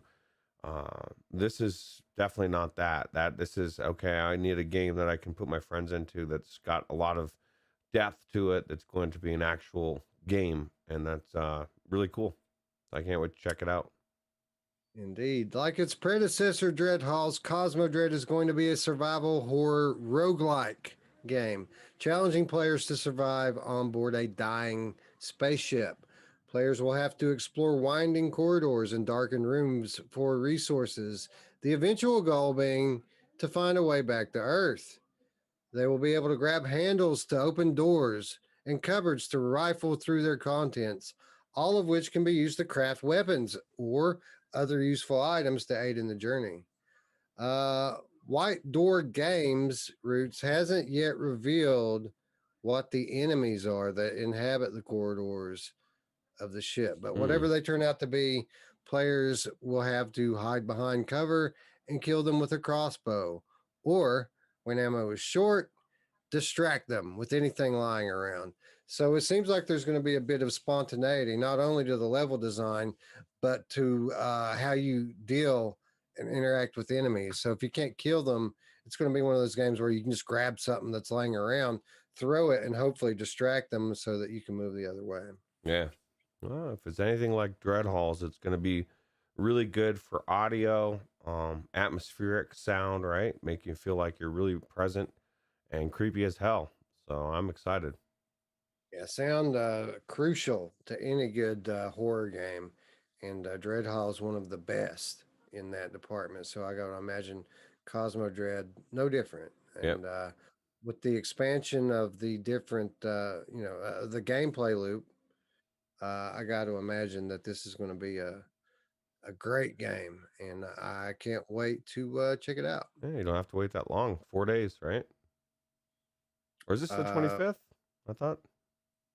March Oh god. 25th. Oh Cosmo god. Dread scheduled to launch on March Oh 25th, god. 2021 on the Oculus Store for Oculus Quest and Rift with cross-buy and on Steam for HTC Vive, Valve Index, and WMR headsets. So Roots, what do I do, man? Do I get this with the native WMR support on Steam, or do I get it on Oculus where I can play it on my G2 through Revive, and then I also get the standalone version on my Quest, so I don't Mhm. have to say my power goes out. I can still play Cosmo Dread. Yeah, that's true. I'd probably go that route myself, but I don't know. I'm kind of thrown off that I got to wait over a month. That's bullshit. No, I'm just kidding. You're like, God, what kind of world are you living in? Yeah, I'll take it either way, but I would definitely, I would not be leaning on the Steam version, if there's a cross buy possibility, if you have the Quest 2. So. Uh, yeah, yeah. That's the thing, right? There's always that two's better than one mentality, even though it's the same game, and you're not likely to play it on both at the same time. You still there's that mental thing that you're getting two, bro. I'm getting two. Well, you Two's ran better into it. than one. You ran into a very specific scenario this last week where it made a difference. Maybe you wouldn't have played Cosmo Dread, but whatever you did play, you had the option to play because it was on your Quest. Played Lies And Beneath, and I had it because it was cross by. exactly, and so you could have, if you hadn't played, if you wouldn't have had it on there, it would have just been a game. Let's put it this way: when I took my Quest 2 to my sister's house right on Christmas Day or whatever, and whatever glitch happened and my library just was not accessible, it was literally a brick. It was like, I got this thing that I don't know how to get to my games, they're not accessible anymore. It was crappy, right? But on the flip side, you have this headset that you got no power and you have all of your library and every game is accessible. And then you think about, oh fuck man, I didn't get the Lies Beneath version at the Oculus. Now I can't play that, and that's the one game I wanted to play. uh, so Yeah, and it also, in a similar yet different uh, aspect, topic to look at here when it comes to the Oculus Quest and power outages. Boy, was I glad I had that 256 model this week, man. hmm And all my games installed on it because I couldn't download any, right? What was on it was on it. Just so happened that I had like 30 or 40 games to choose from because I bought the higher memory version. I hear from people all the time that there's no reason to. I disagree. I mean, you have 4 times the space, and you can download pretty much every game that you own and you want to have on there. You can have on there, and you still got half the space. You know what I mean? You don't have to worry about it, and so you just got all these games. And for somebody that wants to have everything at the touch of a switch, or if you want to go somewhere and have any of these games to try. And that's another thing. We get spoiled, Wes. We're like, I've played all these games. I don't give a crap. Well, imagine somebody that's trying your headset on for the first time and they've got 100 games to choose from. That's like, a kid in a candy store. They got all the You know, you know, best. Honestly though, what happens normally when I demo people my Quest, I've got all these games on there, right? Like tons of them. Some of them aren't even released yet, right? It was like awesome selection library of games on the Quest. I put people in it. Beat Saber. I start up. I start up the first steps, and they play first steps for like an hour. They sit there and throw paper airplanes and do all those little shit that teaches you how to use your controllers, and there's their whole experience. They're blown away and amazed by the tutorial, and they never actually make it into a real game. Yeah, that's crazy. Well, and that's the thing, is kind of like a kid with a box. You know what I mean? A 1 year old. Like they're entertained with that box, you know. But if you give that box to a 10 year old, they're looking at the box like this is bullshit. You know, people in VR, they're no different. They want to throw that airplane. They want to dance with the robot. They do all that stuff. They think it's the coolest thing in the world, and then they realize, no, it's not that cool. Neither's Beat Saber. Technoglitch says no generator. No, I was very prepared, but generator is something that I don't have. But believe me, we talked about it because if we just had enough, just enough to run my modem, my computer, and one screen, my life really wouldn't have been all that different, to be quite honest. That was the one thing I was really missing. We had means to heat food. We had we had heat for our home. We had plenty of light. We had plenty of battery for our devices. The one thing we didn't have was internet, you know, and a computer. Mm. If I would have had that, dude, I would have been straight. You've been set, bro. For sure. Go off the grid. Yeah. Anyway, again, Cosmo Dread, March 25th, 2021, Oculus Store for Quest and Rift cross-buy, Steam for HTC Vive, Valve Index, WMR headsets. Looking forward to it. Which looks like, you know what it looks like to me when I look at that? Persistence. Looks like this. Looks like the Persistence. Got a guy hiding back there. By It the way. does, yeah. Yeah, it looks a lot like Persistence, not only in the you know, the gameplay loop, but just like the level design. I mean, it looks a lot like Persistence. Yeah, makes me want to play Persistence. One of the best games on in VR, the Persistence, and one of the few, like, well, I'm not going to even say that anymore because I used to say one of the few roguelikes that I like, but you know, since I've been in VR, there's been quite a few. But I will say this: the Persistence was really the one that opened my eyes to the fact that a good developer can make a procedurally generated game and it actually not be redundant. And Fire Sprite Games really just knocked it out of the park with this game. And again, I said it before, I'll say it again. This is one of the best games in VR. Yeah, well, it's one of the only games I know that started in VR and came to flat and went to Switch and everything else. And it's definitely got the gameplay loop, the one more. And it's creepy as hell, bro. Like, it's one of those games that it's on my list. Isn't it on my list? I believe it's on my list of games for the Beat It Challenge, which is ridiculous because I talk about a game that's going to be a pain in the ass to beat. This is it. And, but I really, really am using that competition to try to get me to beat games. You know what I mean? Like, to finish them. Like, and same thing for you. Like, I don't even care if there's a game on my list and you have opportunity. I'm going to still recommend, dude, this is the game I would play because it was so good for me. I don't care if you get points or not. That's the whole point of it, right? So Yeah, absolutely. And I'm glad to see that it's having the desired effect, you know, that's getting roots in there. I need to get in there more. My problem is, you know, I can get in often, but generally I go an hour, 2 hours, I'm done. Roots, 6 hours, Tuesday through Saturday, 4 to 6 hours every night. That's what I'm up against, people. yeah, well, it's definitely daunting for sure. And even GTA 5 um, is one of those ones you plug away at for a couple hours and you don't feel like you've done anything. Although Right. there's so many opportunities to get sidetracked because, like, I just want to run people over and kill them and do weird stuff, and then cops are chasing you, and now Lester's bitching at you, and you got to ditch the cops. So Right. Yeah. And I feel like persistence is it's kind of in the same boat as we were just talking about in depth, and that, you know, it's kind of hard to put a point total on something like this, right? Because dying is part of it. You have to play it over and over and over again to progress in it.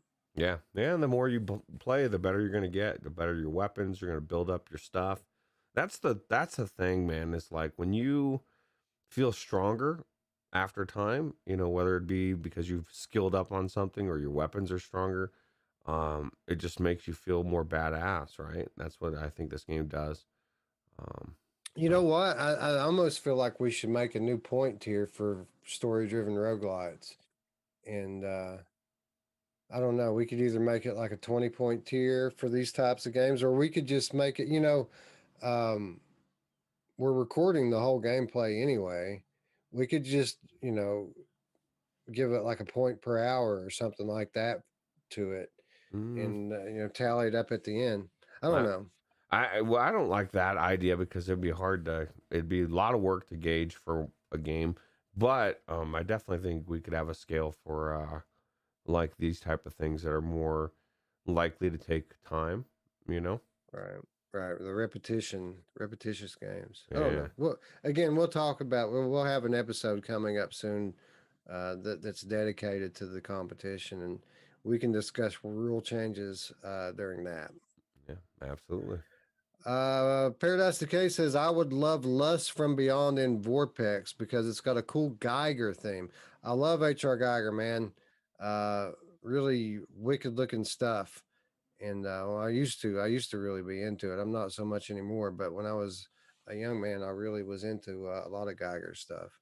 Mm. And yeah, I got to imagine that's looks amazing in 3D. So if the 3D is legit in that title in Vortex, then you're probably right. I would probably really enjoy You it. know what looks really amazing in 3D, and I didn't know would be, but World of Warcraft is pretty good in Vorpax. Hmm. So I decided to give So it that a is shot. legit 3D then, because I thought you were playing Warcraft in virtual I desktop. was, but I decided I did enough research and I couldn't find one instance where somebody said they got banned from it. Like literally nobody. Many people going into the World of Warcraft forums and going into the Vorpax forums asking, "Will this get me banned?" And everybody's saying, "No, there's not an instance of it happening." And um, so I'm convinced enough that it's for that it won't happen. And so I decided to try it, and it was really cool. So. Awesome. I'm glad that you actually got the proper 3D effect going on in that, because I kind of felt bad for you sitting there playing a flat game in the headset Mhm. with no 3D. I was like, man, dude. It's an excuse to excuse to put it on the stream, but it's definitely something that I'm going to stream that way now with a controller because I figured out a way to do the controller schematics, and um, I will level that way anyway. I don't think I'll be rating that way, but it definitely is different. So Awesome. Well, you should get one of those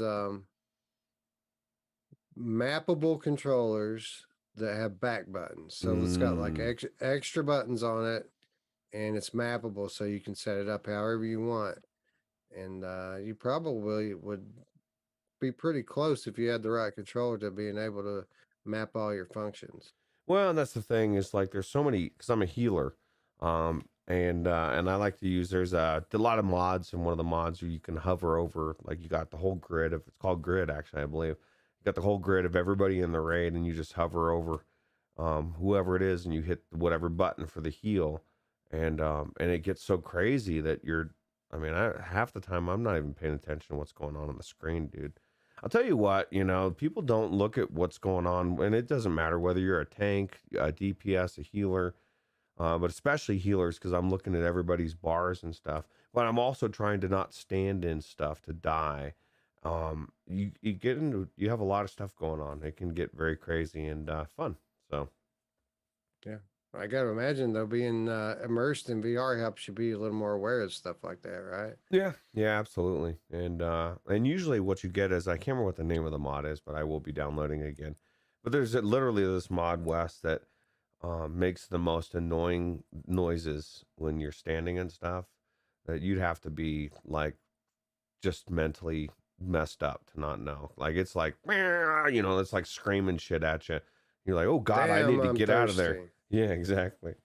Like I need to get the hell out of something. You end up running, getting out of there. So it's pretty cool. Boy Brown says that I wish I'd gone for the 256 gigabyte. The updates of big games are a pain now. I have to delete stuff to install the game. And then Delirium Drew says 256 gigabytes for the win. It sucks how big games have gotten through updates. Well, and that's the thing. And we even said this even a year ago. People were actually saying that I was wrong for saying to get the bigger model. But even at the 64 gigs, 8 of that, 10 of that is the operating system. And then, like I've said before, you get to the point where, okay, so you filled it, you've only got a gig or two left. Now your thing's going to start running sluggish. It's not going to run as snappish as it should. It's going to affect performance over time. So because the games are as big as they are, I think it's worth, even though it's a quarter extra of the money, it's worth it. So. But anyway, Fire Sprite Games, the developer behind the awesome Persistence, way back in early 2019, Roots. Fire Sprite Games raised some eyebrows with some verbiage that they used in a job posting. And I don't know if you remember, we talked about this back then. A lot of people not mentioning it this week, which I find odd. But back then, according to their job posting, they were, quote, seeking experienced 3D modelers to work on a variety of projects and help them take a globally recognized multi-million selling action RPG and create a full-form PlayStation VR game. So do you remember that, Roots, when we realized that Fire Sprite not only was working on another PSVR game, but it was a multi-million selling action RPG? I do remember that. And I think that it's coming. It's exciting, right? I mean, obviously they know what they're doing with the Persistence. They've already proven that they can make a VR game. Why would they not make the next one? And there's a lot of theories on what it is. I'd never even known or heard of this series, but I guess it's a pretty popular one, right?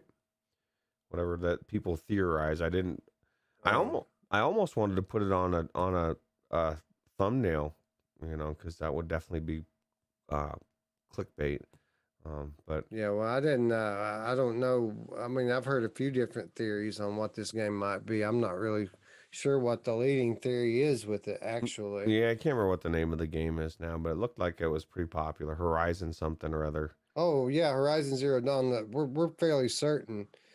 I don't know if it's coming from Fire Sprite, but we're fairly certain that Horizon Zero Dawn is going to get a VR version. Right. Because of other things that we've talked about, I think last summer we had some news on that. But I'm surprised, Roots, that more people aren't talking about this 2019 job posting this week, because this past week, Fire Sprite has announced some new job openings. And once again, the wording has gotten some of us excited. Recent job listings for the UK-based studio outline an action-adventure game that's, quote, adapted from one of the most original and successful multi-million selling console IP titles in the last 10 years. One of the listings states that the developer is working with the IP holder to release, quote, a whole new chapter in a highly original universe. Could this be another case of a great developer moving on from VR to develop a high-profile flat game? No, because one posting states that the game will utilize, quote, the full immersive capabilities of VR. So, Roots, people are looking at these new job listings in a bubble and speculating that this might be a PlayStation VR game. It's obviously a PlayStation VR game, right? Because the original job posting from 2 years ago specified PlayStation VR. And not only that, this IP that they're talking about in the new postings are, quote, from a multi-million selling console IP. It specifies console IP. So if they're doing VR and it's console, which console is it that does VR, Roots? But PlayStation VR is dead, though. in that bubble. All right, In right, that right. bubble. I think that's the problem. I think they've legitimately checked out of PlayStation land. They think, PlayStation VR is done, so it's got to be something else, but they're not seeing it. It's like you threw your keys down on the table and you're looking for them, but for some reason you're looking around them, but it's right there in front of you. And I think you're right. It's coming out for PlayStation. They're definitely developing for PlayStation VR. Is what it sounds like to me. Yeah, dude, and there's a couple of things. So, all right, so we can establish that this is a PlayStation VR game, and we know that. I mean, not only because of what they're saying here, but people fail to remember that the persistence was initially a PlayStation VR exclusive that received funding from Sony to be developed, and then they took it elsewhere. They took it to PC, they took it to the other consoles, but this was a Sony funded exclusive for a little while. So they have a working history with Sony. They're mentioning that it's a console IP. They said it was a PSVR game 2 years ago. So it's certainly a PSVR game. But what's cool about it is, one, we know they've been working on it for years. Two, it's obviously a AAA franchise, a PlayStation exclusive. The best games in the world are PlayStation exclusives. They're making a VR version of a PlayStation exclusive. I mean, this has to be a PS5 VR game, to say the least, if not a PSVR 2 game, right? Yeah. Yeah, absolutely. Does that make your wrist hurt when you see those needles going in there? It makes mine feel kind of painful. I'm excited. I think it's good news. I think I mean, the fact that this is old news that's being re-brought up tells me that they're closer than we probably think. And we've talked about it. Why has there not been much talk about PlayStation VR? Maybe when they do start talking about it, it's going to be big bangers, right? Like big bangers, 3, 4, 5 different lined up titles that, are games that we've always wanted in VR. We know that there's a Rockstar game, open world game being worked on as well. There's just a lot of shit out there being worked on, and who knows what's out there. So Yeah, man. I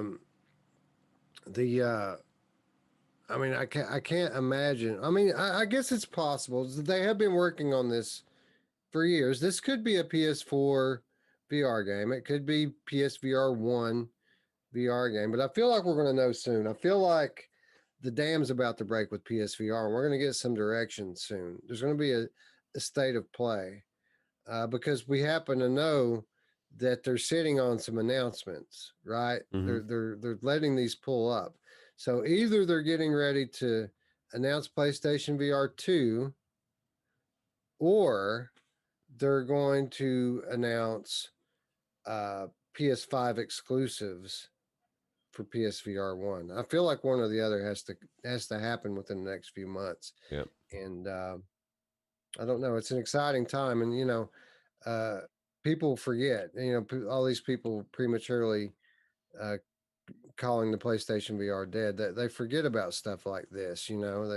They forget all of the proof to the contrary that says that Sony is definitely coming out with another generation of PlayStation VR, and they forget what that means exactly. And with the new the newfound move toward immersive gaming that we're seeing with PlayStation 5, I got to imagine that the new tech that they're going to bring in with PSVR 2 is just going to be something outside the box, something people aren't expecting. Well, what's funny is, and we already see it with VR is dead. People will retroactively say, "Oh, I never said PSVR was dead. I just said it was clickbaity title." No, there's a lot of people saying PlayStation VR is dead, and I think it's crazy. But No, time will tell. I maintain that they don't even have to come out with PSVR 2 soon. No? That if they would just support PS5 VR, that headset still has life in it. Yeah. I mean, PS4 Pro can still make beautiful images on it in the hands of a AAA dev. If they unlock PS5 exclusives for it, then of course, the tracking is going to be fucking frustrating, but they can get by with that. That would be enough. They could live off of the strength of their games for another couple of years with that kind of support. Yeah, absolutely. Anyway, that's going to wrap up our news for the week and bring us into the weekly reminders. And we're going to kick it off with some out this week reminders. We've got some stuff coming out this week, Roots. Not always the case, but when we do have games coming out, we like to remind people that they're coming. And this is a pretty damn good week, isn't it? Yeah, dude, this first one, bro. This first one is creepy. It's creepy and very well done so far of what I've seen in it. And I want to play the legit full game on this thing, dude. Really good. It's coming. It's coming on February 25th. All of these games that we're about to list are coming on the February the 25th, all on the same day. But this is at the top of my list. Awake In. Been pumped for this game ever since we learned about it. And the 15 minutes I got to play in it before my power went out, pretty beautiful, I got to imagine, or I got to say. And I got to imagine going forward, it's just going to be more of the same. But if you want to know for sure, tune into the virtual show this week. We're going to be talking about it. Yeah, absolutely. Actually, I think I'll probably be able to get a gameplay video up of the preview that they gave us, the preview. I was making a video of it when the power went out, so I'll probably do that tomorrow night, maybe. I'll make it, and it'll be out early next week sometime. So those of you interested in Awake In, make sure you have clicked the red button and the bell to keep up with our content, because there's going to be a lot of it this week. That's creepy, dude. This game's creepy. Just throw that out there. Absolutely. And then we have Nay Hour, Now, The Lost Eye. This comes to us from Studio Game Bit on the same day, February 25th, 21. Roots, like a proper progression of Journey of the Gods is what it looks like anyway. Yeah, dude. This is another game we'll be talking about on a future virtual show, although I don't know that this one will be able to be talked about until a future one, right? Is this... It's odd. I don't know. We might be able to talk about this week. It might be next week. I got to clarify some things. Okay. So. Cool. Well, I can't wait to check it out. This game launches on Thursday, the 25th. So cool. Yeah, dude, this one looks cool, man. Yeah, it looks pretty awesome. And again, a game we're planning on covering. Definitely planning on going to have a gameplay up on this one. So be on the lookout for that. Yeah, absolutely. Then we have Hyperdash from Triangle Factory. Roots, the latest side quest success story. A game that started out on side quests, made its way all the way up to the big time. The official Oculus Quest store coming this week to Oculus Quest store and Steam, if I'm not mistaken. Wow. Well, I'll tell you what. I'm finally glad this game is coming out, because I keep hearing Hyperdash, and I keep thinking, what is this Hyperdash? And it looks pretty cool. It looks different. I don't know about this. What is this thing you're writing? The skiff you're writing?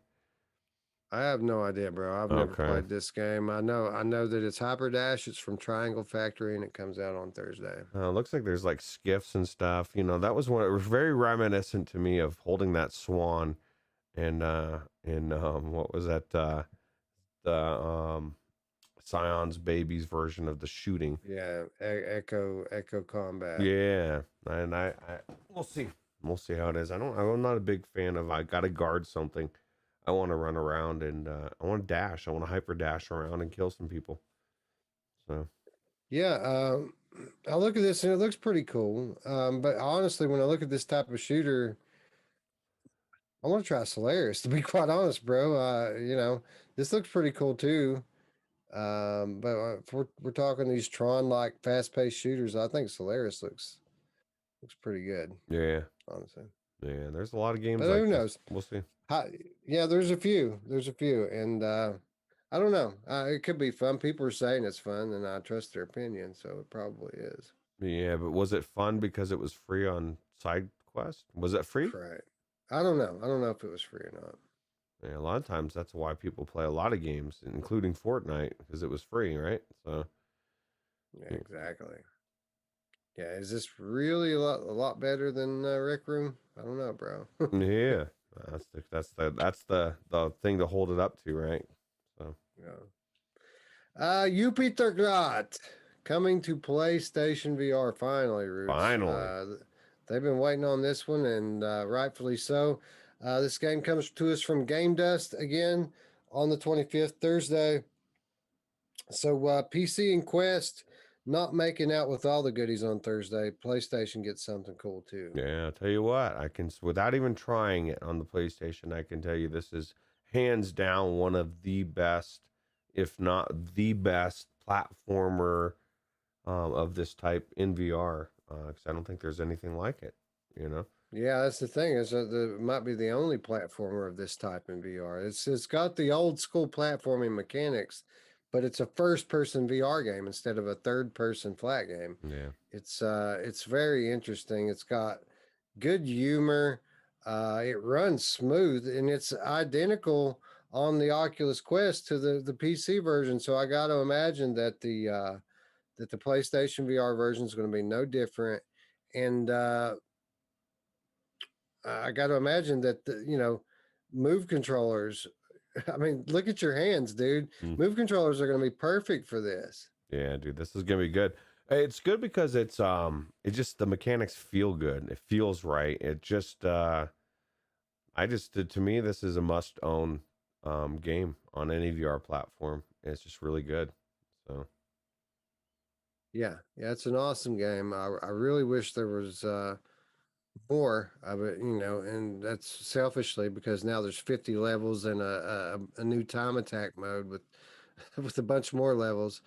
But it's great. So like PlayStation VR community, they really have something to look forward to this week. And then they might. yeah. I mean this. It's going to be. It's kind of hard, right? Because you want to say that maybe PSVR, game of the month or even game of the year discussion, but then you think about Hitman and you think about how short this game is. It's not a very long game, and it's kind of hard to make statements like that. Well, I'll tell you what it is. It's a like I said, no brainer at $15. Like I don't know why you don't own this on any platform you have.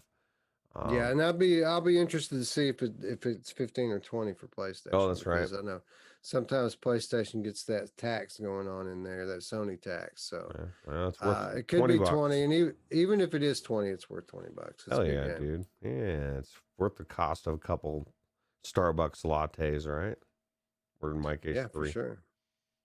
Anyway, that's what's out this week. Awake in Now, The Lost Eye, Hyperdash, and Jupiter Grad. It's a pretty good week for VR, no matter what platform you're on. So save up some money and go buy some games. It's time. Yeah, wish list them. Which one are you going to wish list? Yeah, well, that brings us to our next reminder, and that is we want to remind each and every one of you out there that are watching right now to please join us and help us to support these developers by wishlisting a game right now in real time with us. It's important. It helps them. Let's help the devs, Roots. They need help. Yeah, help yourself. Let yourself know when it's on sale. That the game even exists. There's times I forget a game exists, and then all of a sudden it's like, hey, bro, this is on sale. You wish listed. I'm like, oh, thank God I wish listed. Gamer Tag just threw us a cup of coffee, bro. We appreciate you, man. Hey, thanks, Gamertag, walking in the room with the donation in hand, dude. That's the way you make an entrance right there. That's right. Thank you, sir. We appreciate it, friend, and welcome to the big show. Yeah, Andy McAvoy as well, throwing down a cup of coffee's worth there. It says another round of drinks on the boys. Man, All coffee right, must be yeah. expensive overseas, which I guess the kind of coffee Roots drinks is expensive here, isn't it? Yeah, I just I'll give you the insight. I get a quad venti white mocha, so 4 shots, Ugh. and You know what I drink, Roots? black coffee. Red Bull. Yeah, Red Bull. See, I don't do too much Red Bull. I will drink a lot of coffee though, so especially if Gives it's you wings.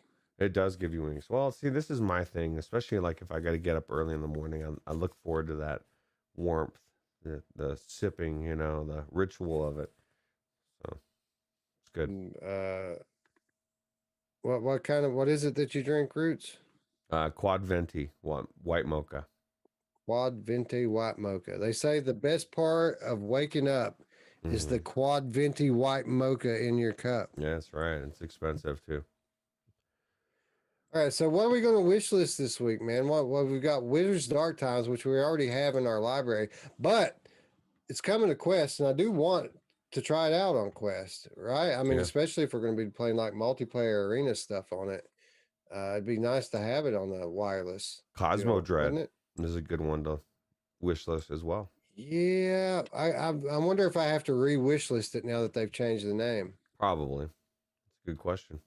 It's a good Cosmo question, Dread. I just to let Radio Runt know, I did, and Mash Daddy, I did in fact buy Landfall and download it, so it is on my computer now. Just throwing that out there.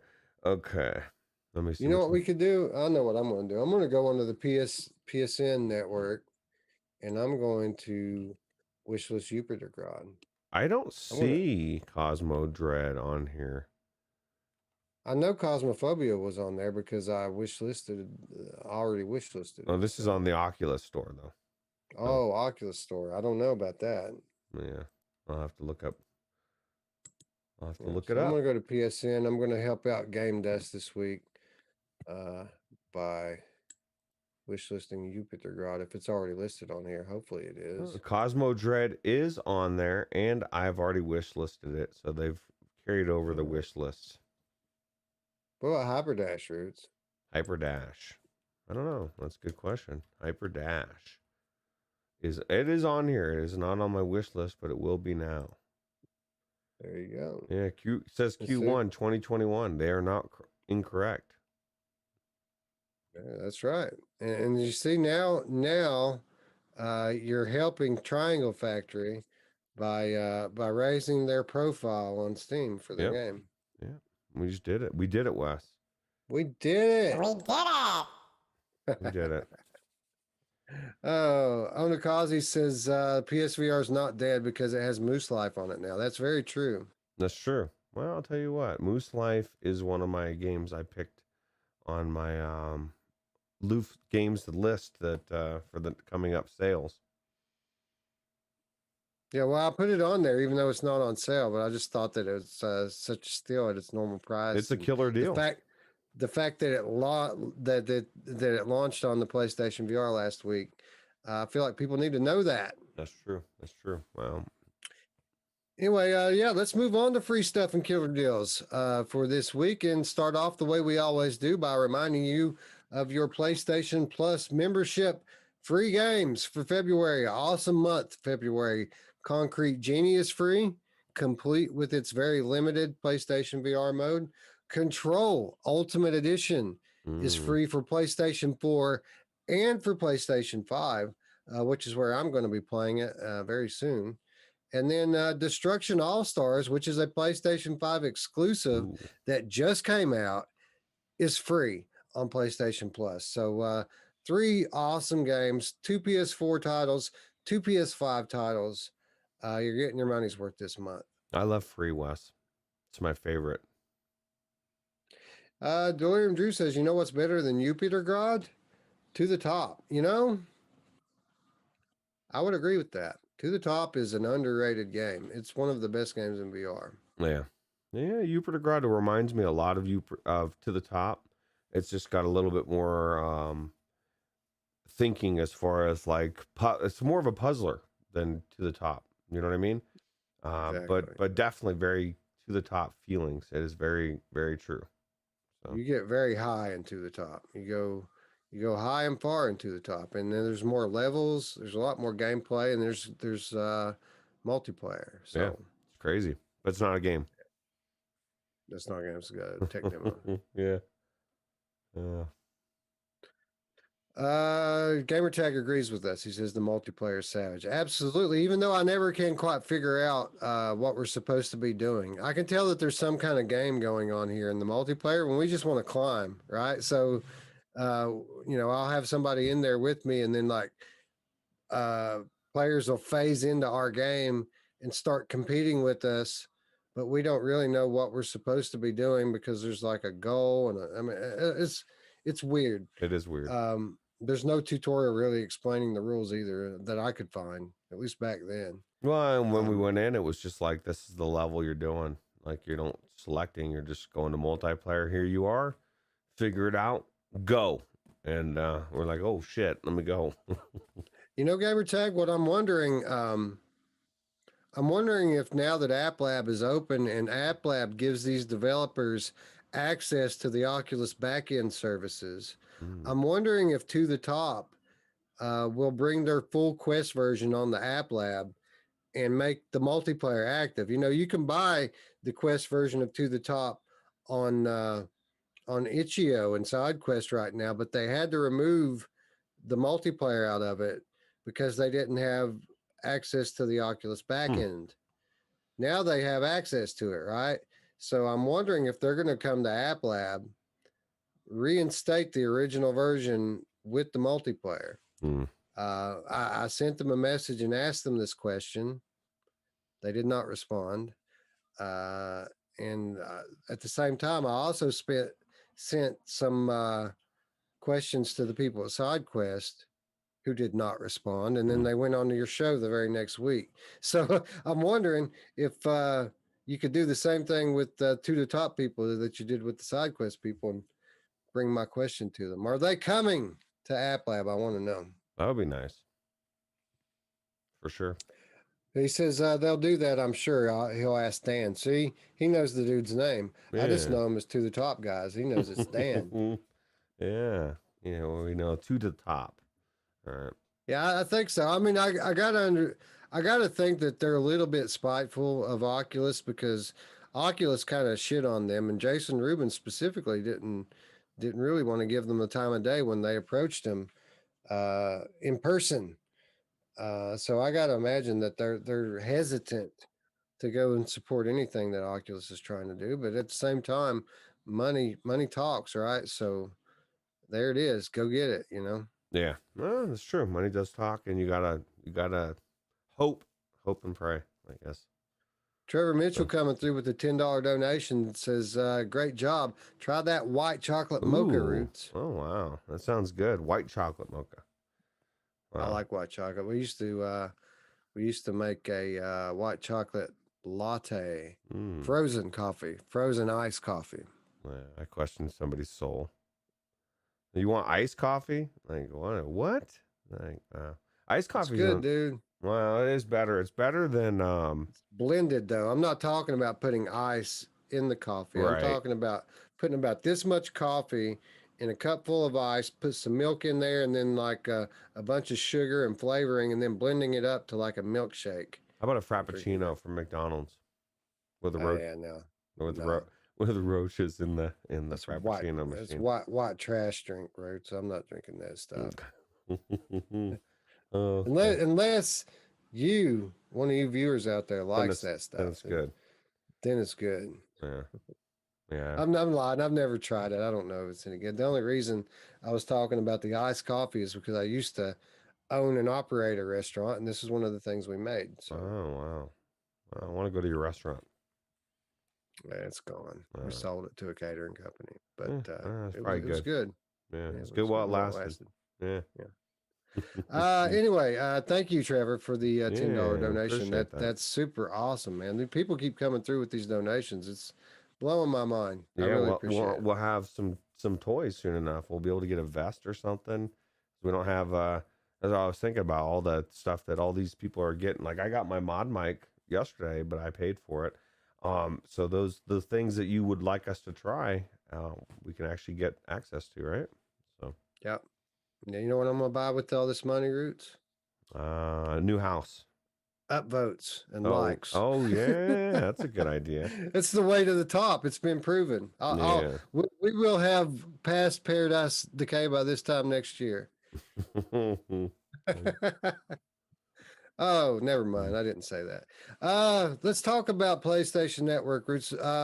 Pretty much nonstop since Christmas. Every other week, there's been a new sale on PlayStation Network for PSVR games, and awesome sales, great sales on great games. And you know what? This week, no different. The train keeps rolling. A whole new list of PlayStation VR games on sale this week. Really makes you feel like they're putting the bookend on PlayStation VR. I mean, it feels that way to me. Yeah, it's done. It's over. It's good. So they're getting a lot of these games into people's hands, right? It's a good time to come into PlayStation VR. Maybe you got your PlayStation 5 and you want to check out all these games. It's the time to do it. And there's plenty of PlayStation VRs. You just can't get your PlayStation 5s out there. So Mandy Akavoy says, "What kind of restaurant?" We did we were an ice cream place mainly, but we also did some hot sandwiches and things. We were one of the high end ice cream places that have the cold slab that you put the ice cream on and the toppings, and you mix it on the cold slab and make these gnarly ass ice cream creations. That's what we did. Oh, nice. Well, I bet 2020 was a good year to not be involved in all that. Right. You were like, we picked a good time to get out of this thing. Yeah. Well, that's a different story for a different day. We can do that maybe on a special episode sometime. We'll talk. Yeah, and ask Roots and Wes episode, right? Yeah, Gamertech says he'll message if he gets something to share. Yeah, that would be cool. I tried to reach out to those guys, and I've got to be honest. Dan or whatever was very honest and forthcoming when they first had their issues with the Oculus Quest store. I talked to him quite a bit on Twitter, but then he just kind of dropped off the face of the map. Yeah, something changed, and he just kind of stopped talking about it. I bet they probably heard about App Labs and said, "Hey, dude, just chill out. You wait 6 months or whatever. We're going to be giving you an option." Paradise Decay says, "You know who else thought it was a good year?" Yeah, I don't know if she did. She may have. She may have thought it was a really good year. Let's see here. Andy says merch. Andy McAvoy says merch. Give me some merch. I mean, the people want it, Roots. They keep asking for it. Yeah, well, we need to sit down and spend a day just working on merch. I still like the who else likes Virtual Strangers. I think that would definitely be really good. Well, merch is number 3 on the to-do list. Yep. Okay, people, merch is coming. Merch is coming. It's 3 on the to-do list. Number 1, we're going to get a whole new aesthetic here.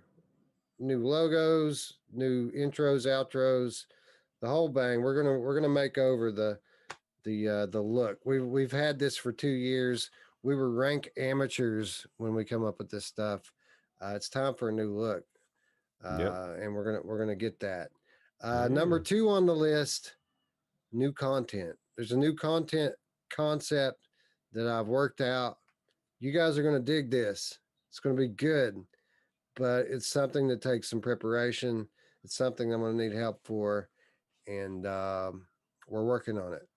I'll let you guys know more when we get it lined out. When we have episodes, that's when you'll learn about it. Yep. And it won't be long. I don't think it'll be very long before we start recording. Probably within 4 to 6 weeks, I'd say we'll do one.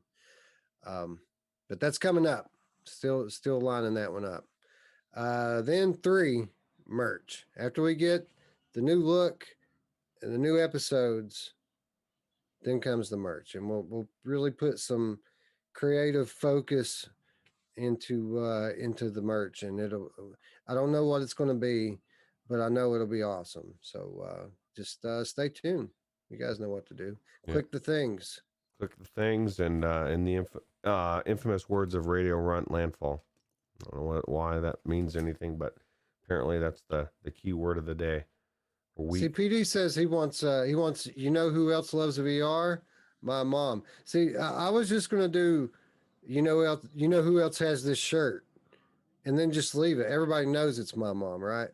So I was just going to do, do you know who else has this shirt? I thought that would be pretty good. Well, maybe PD's idea is better. Maybe we'll take a vote on it. Yeah, we got big discussion coming, and every time I see this trailer, I'm hungry for bacon and eggs. But Rendered Reality says Virtual Strangers coffee mug. Well, Roots is the one selling mugs through his Twitch. I need to get this actually sold though, like available to be bought. So you know what? I think we should sell Roots. I think we should sell Rendered Reality coffee mugs. Yeah, dude, that'd be a good way to piss people off in the coffee and VR, right? We could start a show called VR and Coffee. Yeah, that would. I don't think it would do as well as the original. I think the original OG is coffee and VR is amazing. Yeah, for sure. Anyway, let's talk about these PlayStation VR sales routes. Let's talk about a game that's going to be prominent on the PlayStation Network, inside and outside of VR, for years to come. Let's talk about Dreams, which launched at $40, which recently took a permanent price cut to $20, which was crazy. It's on sale for $15 this week. God. Dreams is $15 this week. If you don't own Dreams and you have PlayStation, I mean, you're not going to get a better price for it. I mean, I bought into this game early so that I could get it for $30. It's $15. Yeah, this is half price of that. That's a good deal. Rendered Reality says that they'll buy the official Virtual Strangers Rendered Reality mug. Well, there we go.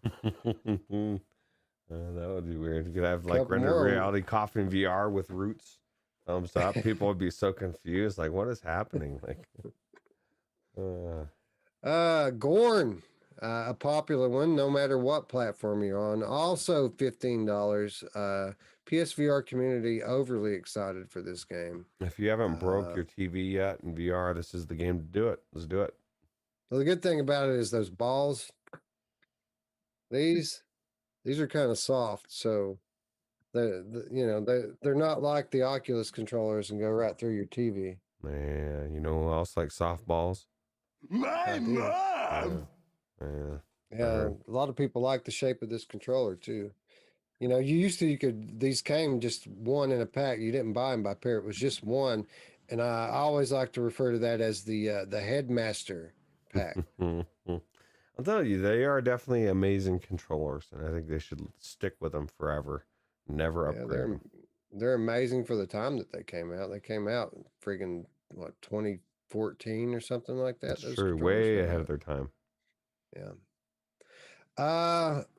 The Walking Dead Onslaught Root's a little overpriced at $30, but when you start talking about 18, that's a good $18 game. Dude, it's such a good price for that. I looked, I was like, oh shit, is that available somewhere else? If it would have been available for Rift or something, Steam today for $18, I would have it in my library, but it's only on PlayStation, bro.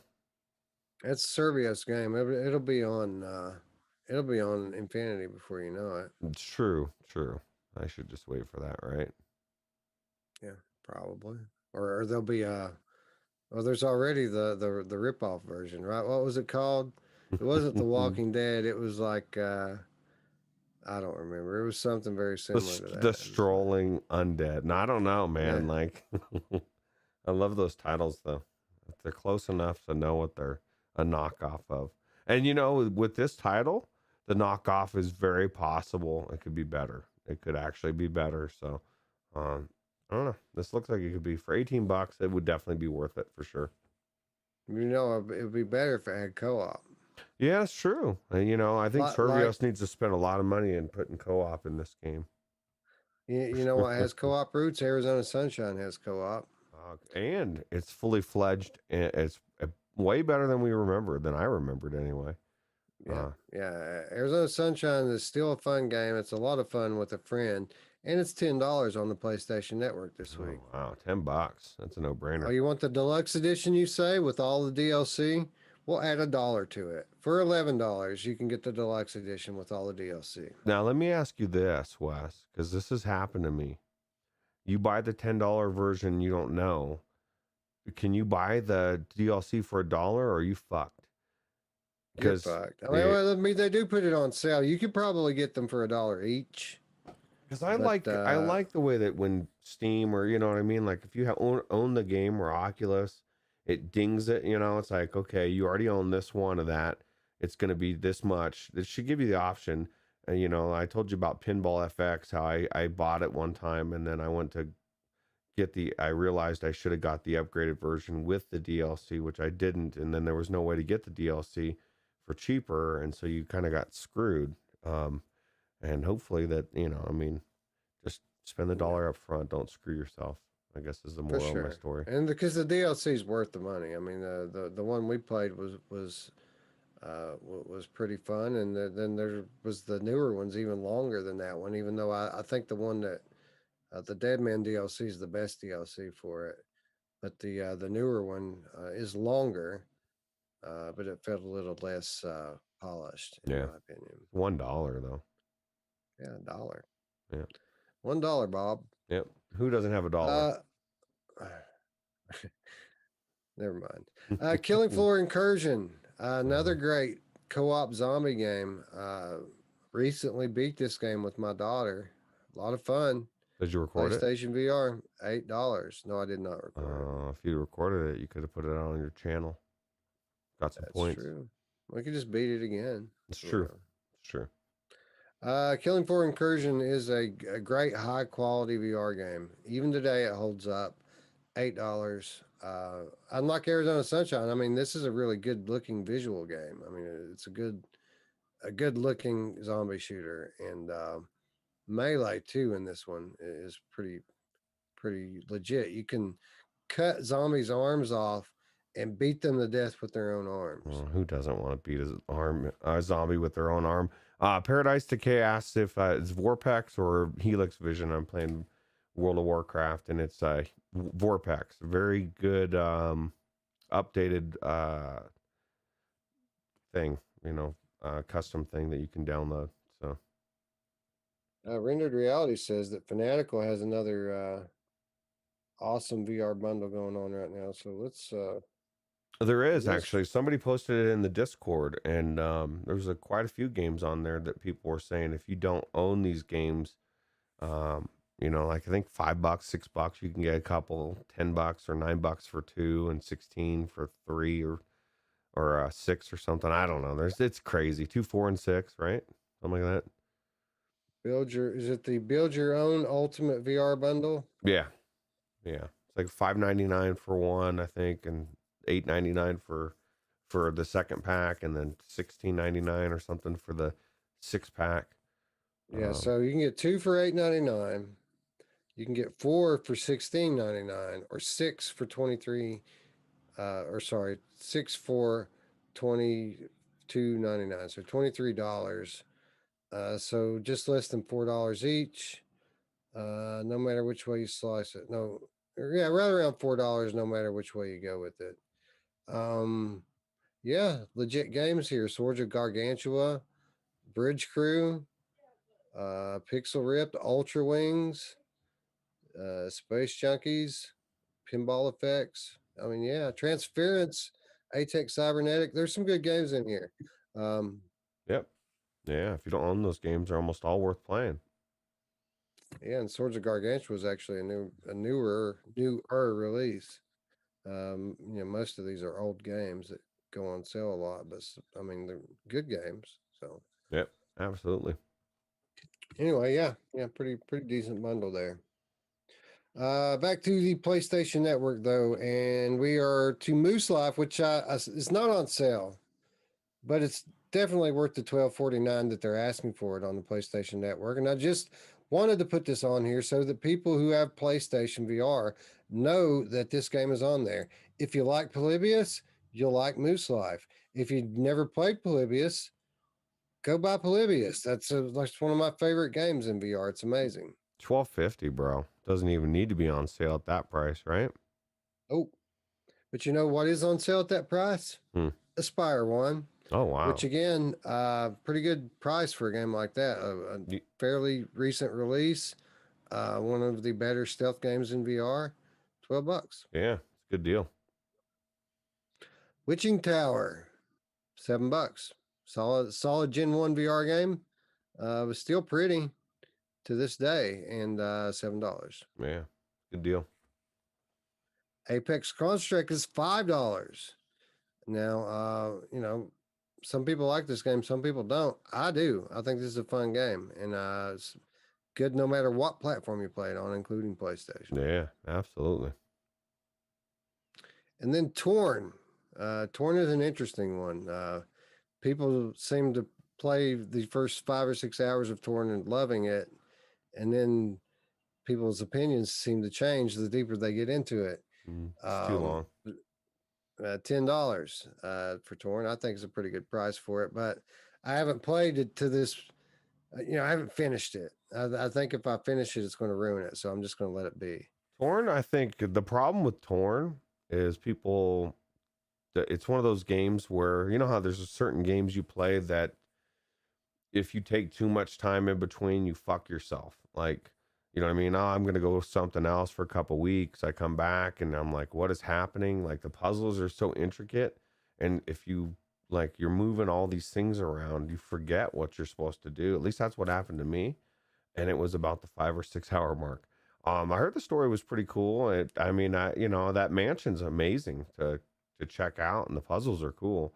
Definitely worth $10, in my opinion. So Yeah, that's what I liked about it was the mansion. I thought was awesome, and you just keep unlocking new parts of it, and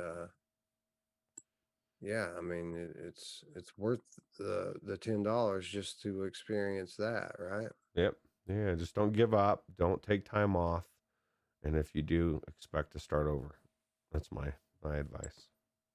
There you go. All right, so that wraps up PlayStation. Now we're moving on to the Epic Games Store. 2 free games this week, Roots. We have Absolute Drift, which is a top-down drifting game. Which, to be quite honest, looks like it would be cool on an immersive screen. The way that the aspect ratio is set up, it looks like the 3D would pop it out at you really well if you could get it running in something like a Helix Vision or a Vortex. Yeah, oh, definitely would be amazing. That other one was, I guess, Rage 2, right? Rage is people. I've never really heard of the series, but a lot of people talked about it like it was something that's been pretty popular, I guess. Oh yeah, dude, that's a Bethesda game. It's from id, the people that brought us Doom. Yeah, Rage 2, this was a big deal when it came out. Okay. I never got quite as big as Doom, but it was supposed to. They wanted it to, but it just didn't catch on like Doom did. But it's a legit FPS game, dude, and it's a AAA game for free. You know, EGS coming through again with the big ticket games for free. Yeah, dude, Remnant in the Ashes just came out like a few months ago, and it was free, and I'm actually thinking about playing it now. So it's good to pick these games up, and then maybe you play them down the road. So yeah, for sure. I mean, with Vortex and Helix Vision, any of this stuff could potentially be a VR game one day, right? yeah, absolutely. Quest, Oculus Quest store daily deal today is the Climb, actually. Really? And Wow, I didn't even see that on there. It's because I did the notes yesterday, and you can't do the daily deal yesterday, bro. You got to do it today. What's that going for? $20? 24. It's normally $30. It is now $24. Okay. Well, I wonder when the Climb 2 is coming out. They're going to announce the release date on it this week, so stay tuned. I would say soon. Yep, absolutely. But the Climb for Oculus Quest is a cross-buy title, $24. This game was $40 forever. Yeah. So to get 2 copies for 24 is a pretty good deal. Yeah, absolutely. Has my endorsement. Yep. And then that brings us to our bundles. You have a little more time to buy these. 4 days left on these bundles. Pretty decent bundles as usual. When they put these bundles together, they're normally pretty good. This is no exception. The Room, A Dark Matter, and Waltz of the Wizard can be purchased together for $30. Pretty popular titles there. Yeah, we keep saying we need to play this Room game, and then we never do it. And every time I see the trailer, I'm like, dude, this looks so good. I need to play this, and then I just don't. Waltz of the Wizards, you get your hand, do your hand things. It's pretty cool, right? It's definitely a good deal. Then the other bundle is the one that really caught my eye. Down the Rabbit Hole, which, by the way, this week Roots updated their Quest version to support 90 hertz. Ooh, So this game now runs at 90 hertz on Quest, and it was a good looking game anyway on Quest. Like it was already pretty awesome looking. So I got to imagine that extra smoothness is going to hit the spot. yeah, I want the 120. I'm greedy now. And then Red Matter, a game which has been renowned for its amazing graphics on Oculus Quest 1. Remember, Oculus Quest 1, they were saying this game looked amazing. I got to imagine that it's even better looking on the Oculus Quest 2. You get both of these games for $34. So you already own Down the Rabbit Hole. Mm-hmm. So That's correct. What does Red Matter run you?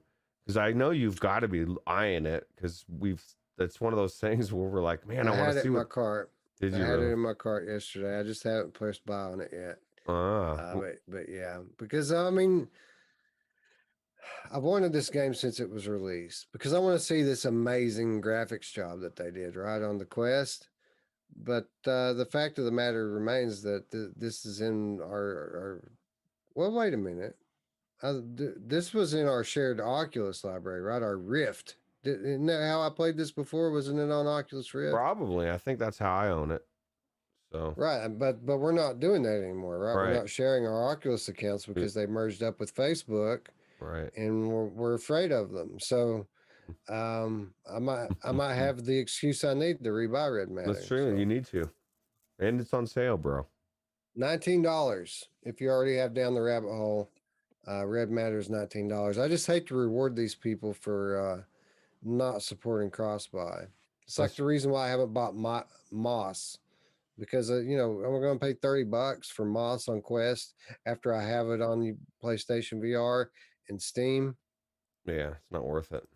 It's on Viveport. I mean, I'd like to have it as a showpiece for demos, but not for like $30, man. Well, Come you know on. what? Remember Anthony? He said you have to play through the first. What was the limit? An hour of it, or I don't know, to make it worthwhile. Yeah, I don't know. But yeah, I'm eyeballing Red Matter really hard because I already have Down the Rabbit Hole. Down the Rabbit Hole is a cross-buy title, by the way. Red Matter is not. They said they put too much work into making that thing the way they did for Quest to just give it away. Well, I wonder how they will. They will eventually. I think. I don't know. We'll see. And my whole philosophy on this has been: you're not giving it away. These people already gave you their money. You know what I mean? You could at least kick them a discount. Yeah, half price. Right. All right. Moving on to Steam. Steam sell nothing to write home about this week, but a couple of decent price points. I saw Paper Dolls for $5. Interesting looking VR horror game. I think that the locomotion system isn't the best, but the game itself actually pretty solid. Paper Dolls, bro. You gonna pick it up? I don't know. I think it might be on Infinity. I'm not sure. $5. $5 for Paper Dolls. Cup of coffee. No, I got a bunch of stuff to play right now in terms of VR horror. But one of these days, I'm sure we'll get to Paper Dolls. Landfall. That's what I got on my future. Right. Vengeful Rights, $14. Pretty good looking game. Most people played it, like it. Been around for a long time. Yeah. But $14, a lot of game for $14. Yeah, absolutely. All right, and that brings us to our last item of free stuff and killer deals. That is our Viveport Infinity check. Infinity didn't bring us anything new last week, Roots, but they came back with a vengeance this week as they brought us Into the Radius. Wow, this is a big one, right? Scion's baby. Scion, you Yeah. said you were gonna finish this in 1 week. Remember, I said it was gonna be several weeks until he finished it, and he's like, Yep, "Please, that's I'll what have you it done said. in 1 week." And we're now 1 week later. Scion, how was the end? Did you enjoy the ending of this game, or? This is the end. Beautiful friend. Onakazi said, yes, I would definitely buy Red Matter for 50% off just to have it on Quest to show people. But I'm not such a huge fan of it to buy it twice at full price. Right. Exactly. And these people, I mean, you've already given them your money, right? Why should you have to pay full price? I mean, it's like, I don't know, man. What's a good example of, it would be like, never mind. I think I've made my point. Games like Super Hot, games like Moss, they know people are going to buy their game. They're taking advantage by not uh, supporting cross buy, because again, it doesn't have to be all or nothing, right? It could be a discount. It doesn't have to be free or full price. There's middle ground. So shame on the developers for not taking advantage of it Shame on or supporting Oculus. it, rather. Shame on Oculus for not forcing people Well, to support it. they could support it themselves in this instance, and they could pay for half the game themselves. Because really, what it is it's incentivizing you to buy the software on Oculus Store versus Steam, and so you're investing in that ecosystem, whatever you want to call it. You're investing in their system so that you want to stay in it, right? You're gonna more likely to buy that headset down the road. I got a lot of Oculus games, don't want to deal with Revive, whatever. So Right. So yeah, that's been kind of my struggle with Red Matter. Like, yeah, it's beautiful on Quest, maybe the most beautiful Quest game, but is it better than the Steam version? Does it really look better than the Steam version? I remember specifically having my jaw dropped in Red Matter on Steam, right? how could Or it? Oculus or If you whatever, Steam it, if you put in the Steam and G2, it's gonna look better, right? For sure. So what do? Do you get it on? I mean, it is nice to have these games as a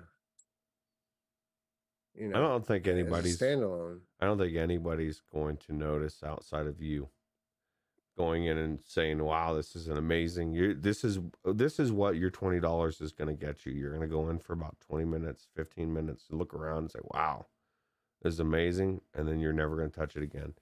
Maybe somebody plays it somewhere down the road, maybe, or Oh no, I enjoyed my time in that game, and I'm going to beat it. It's going to be one of my list games, but I just don't know if Oculus Quest version is the way to go with it.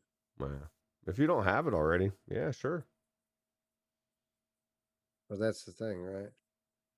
Whether or not you have it. Now, Mepper's asking if isn't Vin new to Infinity this week? No, no. I think it came out last week, was it? It was a couple. Yeah, it came out the end of January.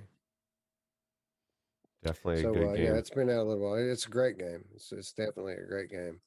Um, Need to finish it. yeah, everybody needs to play that game. Vin VR Adventure, one of the games of the year in 2020. It's probably going to be in the discussion for game of the year on Quest and PlayStation VR this year.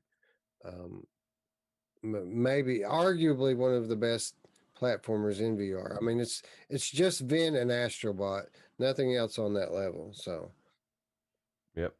Rendered Reality says, I agree, everything should be crossed by an Oculus, especially since the Rift S is going away, so they really only have one headset. Exactly. We don't even talk about the Rift store as being the Rift store anymore. We call that the Oculus Link store because that's what it is, right? It's the Link store. But yeah, I mean, Oculus, I'm sure if Oculus had known that the Quest was going to be such a success, then they would have been more insistent on it. Like if they've got the power now that they can kind of pigeonhole and force the developers to do what they want. But they didn't know that at the time, right? when they first came out, they needed the developers, so they had to be a little more dev friendly. But I think much like they're doing with this family sharing that they just implemented. By the way, for those of you like myself who have been waiting for the multiple users to come to the Oculus Quest, they're starting to roll it out this week. So you're not going to have people play on your save game or anything like that. You're going to be able to put your family on your Quest, and everybody's going to get their own login. That's coming out this week. And when they implemented that, they implemented a rule that all games from this point forward must support that, right? So I think they could do the same thing with cross-buy. They could say all the games from this point forward that are on both platforms must support cross-buy. And again, they don't have to make it all or nothing. Cross-buy could mean a discount for people who already bought it on the other platform. It doesn't have to be free. Right. Yep. Just give us incentives. Absolutely. Anyway, Roots, my voice is starting to go. My bottle's almost empty. I think it's time to wrap it up and call it an episode. What do you guys think? Be sure to leave a comment down below. If you're new to the channel, click the big red button and the bell to stay up with all of our content. And boy, there's going to be a lot of content this week, a lot of good content. You're not going to want to miss it. Be sure you're clicking that stuff, man. Yeah, absolutely. For sure. And join the conversation, right? If you're Join the conversation, join the community. Down below in the description, you will find an invitation to our Discord. Conversations popping off all the time. Games popping off more than even conversations, right? Yeah, and gifts going on in there. There's all sorts of craziness. One of the coolest things is the game conversations. Like the radio runs out there that are like, dude, like just browbeating the hell out of you. Roots, you're gonna buy Landfall. It's gonna happen. And then 2 weeks later, it's in my inventory. Just a lot of suggested games, a lot of multiplayers, a lot of looking for groups, a lot of just hanging out and saying what's up. So, absolutely, yeah. And for those of you who watched the Money Show this past week and enjoyed it, well, there's plenty more where that came from. If you're a supporter on Patreon, $3 per month will get you access to the Money Show, but also access to our weekly show notes, which I read verbatim from time to time when I'm doing these shows, which I copy verbatim from Upload VR and VR Focus and a whole bevy of other different websites. I pick and choose a sentence from this one, Roots, and then I'll take a sentence from that one, and then I'll reword it a little bit because let's be honest, they're not as good writers as I am. I can make it sound better. yeah. So that's the process. But at the end result is a pretty good condensed newsletter, for lack of a better term, VR gaming news. And if you don't want to go looking for all this stuff, if you don't want to have to read through all the bull crap to get the good points, well, the good way to do that is to read our news, our weekly show notes. And that's one of the things you get with your $3 per month Patreon donation. That's less than $1 a week, Roots. I know, it's so cheap, dude. And the thing is it directly reflects to like the content that we put on there. Guarantee if we double our Patreons, we'll be doubling our content, or more. You know what I mean? So we appreciate it. Anyway, the content's coming hot and heavy. Be on the lookout for a couple of gameplays this week. Be on the lookout for virtual show on Wednesday night, Thursday morning, which we'll be talking about some new games and some other stuff too. So you're going to want to not miss that. And besides that, I guess we'll see you back here next week for Virtual Strangers 95. Yep, absolutely. And with that said, friends, we'd like to thank you once again for watching. For Roots, I'm Wes. See you tomorrow. Bye. Take it easy.